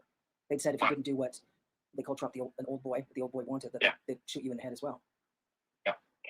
Yeah, they never said his name, I can tell you that, but I recognized him. And then I didn't see him until a number of years later on Lifestyles of the Rich and Famous. I don't know if you remember that with Robin Leach. Oh, yeah. But I saw Trump on one of those episodes, and I knew that was him. Mm-hmm. So at that time, I did not know that this is Donald Trump. It's just later when I saw him on the Lifestyles of the Rich and Famous, and I said, well, I know that rich asshole. Because in my mind, even as a child, they present on TV, these rich people being, something that you want to be. But from my experience, human beings on planet Earth. Yeah. Well, there are folks that are financially wealthy that aren't as utterly horrifyingly malevolent. You sure? Right. You sure? My adult me knows that. But there are a lot. There's obviously a lot. You encountered the worst of the worst, without question. Yeah. I am hopeful, though, that they have already made one connection. And if they do any more digging, all they're going to do is find more connections. Yeah. Because my dad has been involved in that sort of activity since at least 1980, at least, and probably even a few years before that. Yeah. So we're talking 45 years, and those paths are going to cross. I know that they're looking for specific intersections between him and Epstein, which I know exist. Yeah. But he's also going to intersect with many other people that were involved in all of that stuff. Yeah. He was kind of just one of those, being a pilot and being a former guy that could handle himself and having his, I'm pretty sure, private investigator's license. And just thinking from my standpoint, what that gives you the right to do, like you said, to initiate investigations, look into databases, also carry a sidearm. Yeah. So all of those things together, it definitely paints a definitely paints a picture. Yeah. So in terms of Ed Opperman, I would be careful. I wouldn't contact him if Ed contacts you again. Is the sort of situation where, if you had any idea, like in terms of who was corrupt and who isn't corrupt, to be like more like, in terms of investigations. I think I have some contacts in terms of human rights lawyers and so on, and that might be where we find some more W rights that could help, even in terms of like prosecutors, whether the United States and the ICC and so on. There's one or two Americans that have been involved in civil rights. One involved in civil rights cases that I think might help. That might be able to help. Yeah. So, okay, day by day. Once I'll get sort of a preliminary list during the next couple of days, and so at the end of these is a lot of logistical talk between them. So I'm gonna like speed it along. Yeah. It used to be 40, 50 years ago. It was an entirely different experience here in America. And to be honest with you, from somebody that's been here. Yeah, see, they're just kind of bullshitting at the end of the call, which makes sense. So I'll skip along this. Don't mind at all. Okay. One. I'm recording right now. So yeah, looks like so there's obviously a lot of activity. I've seen there's some reports that they're really trying to push. Lindsey Graham was asking for a special counsel to get appointed to investigate Obama for treason. So it seems to me like, Oh, and also these were recorded back in November, but they didn't really go off. The interviewer is a woman named Lisa Noel Volding. Not really sure how she connected with them actually. But yeah, I think we could find that out tomorrow. I think some people are looking into that. I think this is one of her first articles that she's one of her first things that she's done. I'm not sure how she's got this interview. But anyway, it was in November, and I think a lot of the reason the title of this is "Don't Worry, Boys Are Hard to Find," which it's not the most like viral headline, you know what I mean? It's not the most clickbait headline. So I have a feeling it just kind of went under the radar until somebody found it and then packaged it into like content that I think would boost a little bit more. And then it started going around this week. It's absolutely heartbreaking to see how we've been divided. Yeah. You know, how it's an us versus them. And if you're on the red team, you're bad. And if you're on the blue team, you're not a patriot and all this bullshit. And a lot of it just seems performative anymore from both sides to a degree. But one side is definitely. Oh, okay. So she probably was able to get this interview because she had previously worked with victims of abuse in similar circumstances. Okay. That makes sense. What we were speaking about yesterday, the very fundamental question is, what sort of crimes are the Republicans willing to attempt to commit to try to squash this story? Well, it doesn't seem like there's anything that's off the table. If, and this is just speculation, I've read things that suggest it, but I wouldn't present it as fact. But if they have already used the system to silence Epstein, then you would have to make the logical conclusion that there is no barrier, for them other than what they believe they may get away with. That would, that would just be where I would be from a logic standpoint if I were questioned on what I thought. Yeah, I understand. So let's sort of run through a few things. So I called the federal RCP yesterday, and unfortunately, they just referred me back to a local police, to the local police here, which they can only really do anything if it's tied to Vancouver Island. And the only way it could seem like it's tied to Vancouver Island if there's some sort of threat or something. That being said, I did have a long conversation with a police officer who had some interesting feedback. And towards the end of the discussion, the officer said, well, the officer mainly said what the officer needs is even to write up an investigation to get referred to their intel department and then to the right agency. They need some corroborative, not so much evidence in the films, but just reports. Like, do you have a copy of your military, the years you were in the military? Do you have any copies of the CPS reports and stuff? Because they have some of those documents they can include then to write up, so then it goes into their intel department and off to the right agency. Okay. So that's what I sent you an email of, but we can talk about that in a minute, because I think there's some optics there. We want to be careful how we're asking those questions, right? In terms of any flags. So, but then the officer offered to store the audio securely, and B, the officer offered to listen to the audio while, I said, and what about when we get some of these documents? What can the officer look at? And the officer said then then the officer can write up a longer police report with something that sort of corroborates. And by corroborate, I'm not talking about like the films or anything, just like some starting point in terms of an investigation to refer to their intel group and then to another agency, whether it's like regarding national security or whatever. So I have an idea. Yeah. All right. So in 1989, I was housed at a behavioral hospital in Alabama. It's called Charter Woods Memorial Hospital or Mental Hospital. I'm not sure. Mm-hmm. My parents had accused me of being on drugs, so I wasn't. Not at that point in my life. I've experimented with drugs since, but not Mm-hmm. as a child, not willingly as a child. So anyway, that would have been the first time that I talked about Donald Trump specifically by name. So I'm going to go there as soon as I get my bike back. It could be as early as tomorrow, but I'll take a little road trip and see if I can get that paperwork. The hospital itself has been closed now, but as I understand it, all medical records have to be stored in the medical archives. And I forget which city that's in, but Alabama's not very far from me. So I'll take a trip down there and see if I can retrieve those, because that, in my mind, is the best connection that I have, because I mentioned him by name. That was the first time that I did that. Yeah. Okay. So that's great. Now, I think with the information, if you can't get from them, I know you can file a Freedom of Information Act request. My only concern was that we really look at, if you suddenly start filing all these requests on police reports and CPS reports, would that flag anything? And I don't want to talk to any journalists to get them to flag. I was hoping police requests, and I'm even looking carefully at, how could I look at requesting, or can I do so somehow anonymously? So that's what I'm trying to sort of sort a bit there. What else? Now that would be extremely helpful information, obviously, those files. The other one that you can request that would help would be anything from your interview at Fort Carson. Okay. Are you comfortable to? Well, my biggest thing there would just be, I would just, the military isn't like, if I were to contact Fort Carson now, they would have no idea what I'm talking about. I'd have to track down those people that were involved in that investigation. And that is possible. I'm still in contact with some of the people that I served with from that time. So I would just need to reach out to some people and see if that's a possibility. Yeah, that seems like that. So don't contact Fort Carson. What I was hoping is we could get like a copy of your interview from Fort Carson, but I understand with U.S. military all sort of classifications that might be difficult. It might be, yes. But they would have records of the films. That's the thing. They would, yeah. They would have, I would think. They have copies somewhere. They possibly would. Unless they destroyed them. Yeah, I don't know what the rules of evidence are in something like that. Very possibly. They could.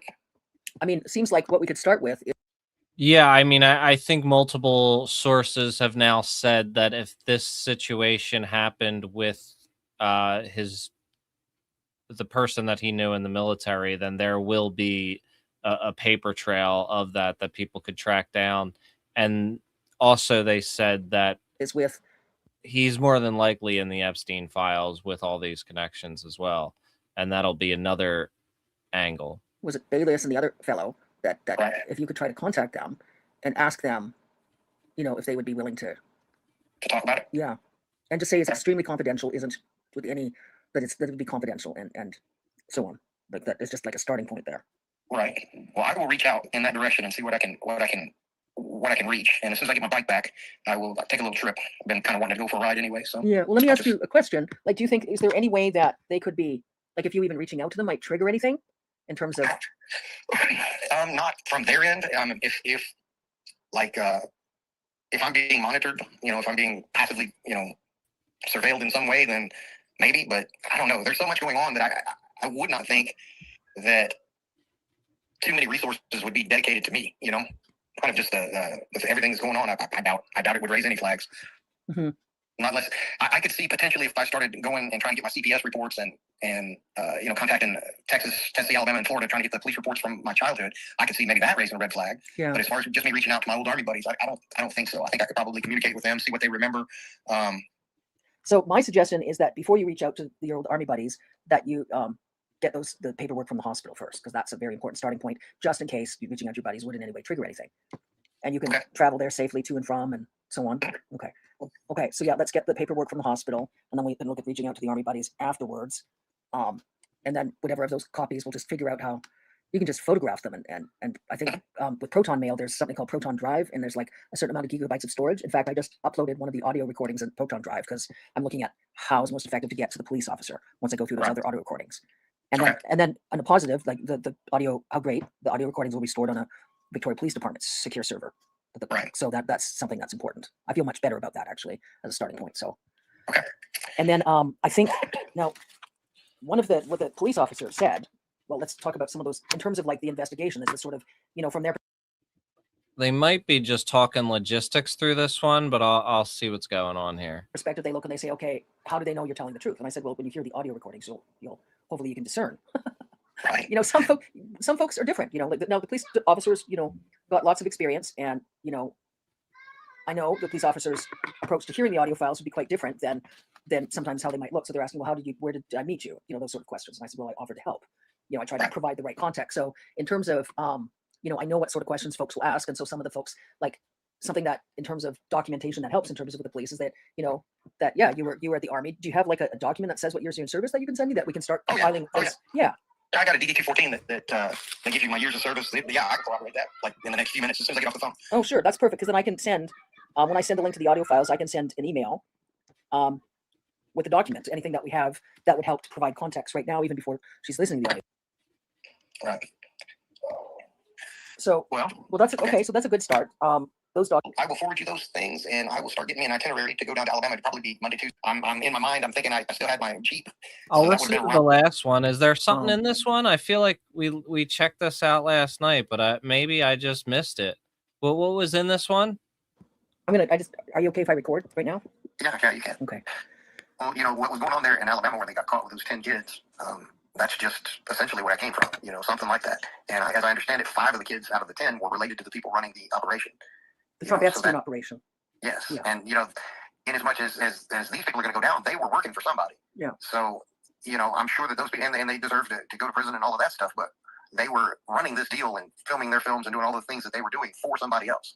So whoever, I mean, Epstein's not running it anymore. Ghislaine Maxwell's in prison, but I would just about guarantee you that wasn't the end of it. Yeah.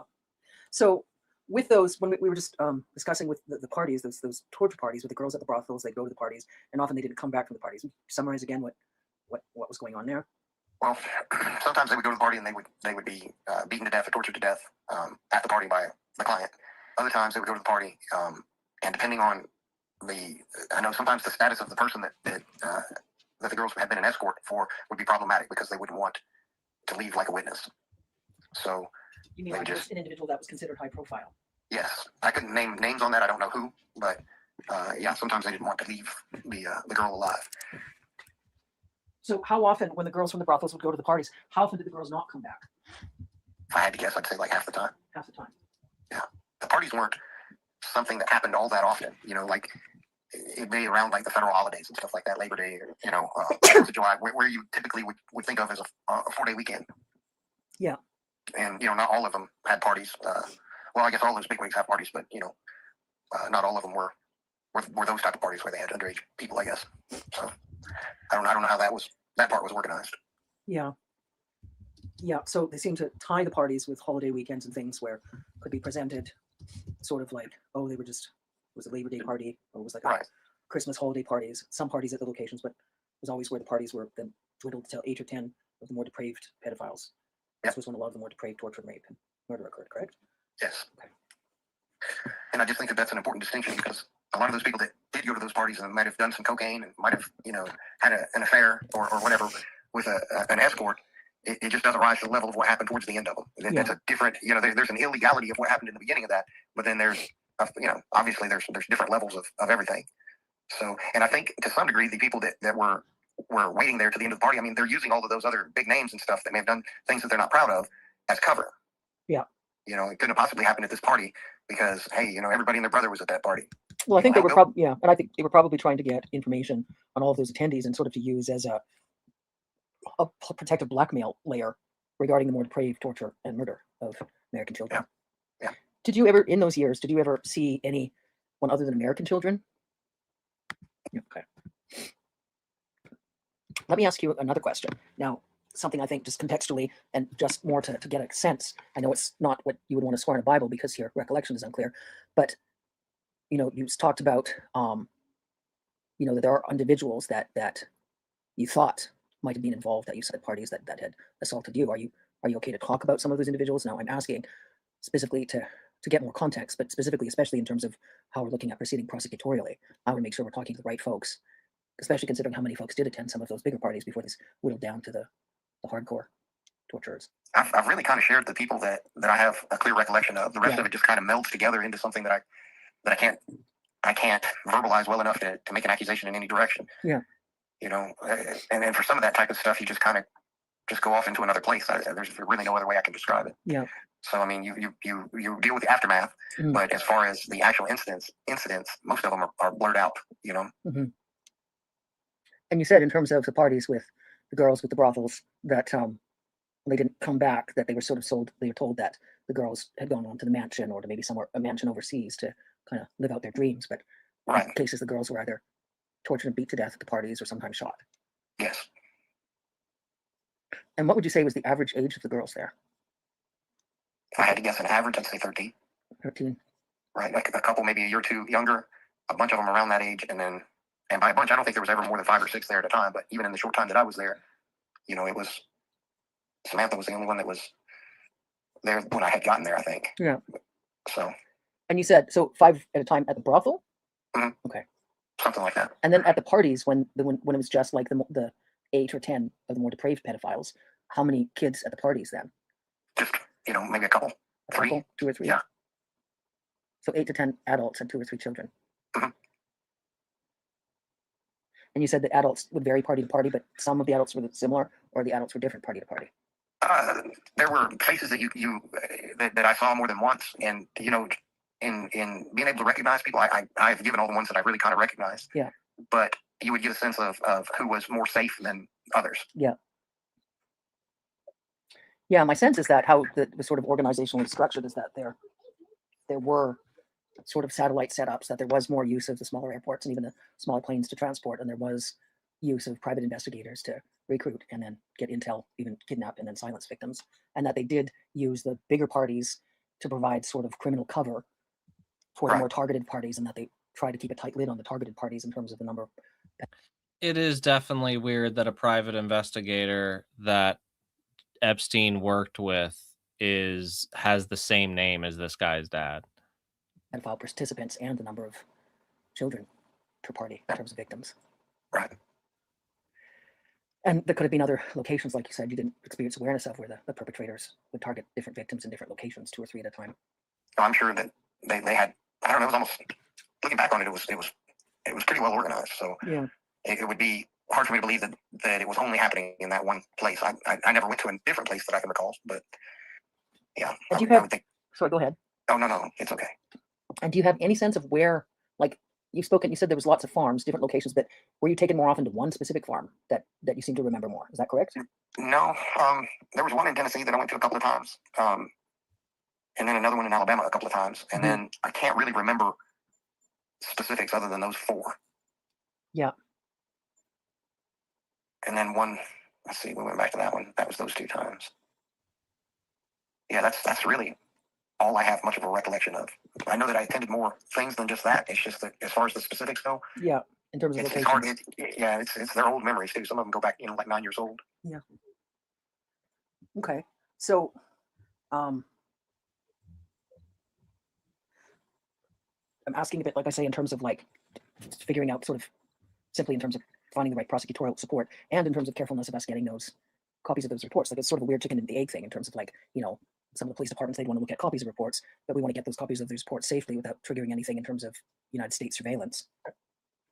Well, all I can do is ask them, you know, like if I'm being watched, then they're going to see what I do, but I don't know. I can't really worry about it. Anyway, no, you can't. I mean, what's your sense in terms of what's really right for you? I have no idea, to be honest. I'm kind of curious. I want to go up there and get that police report, and if I'm able to get that, then I'm excited to try to get the next thing. But I just have to make some headway somewhere.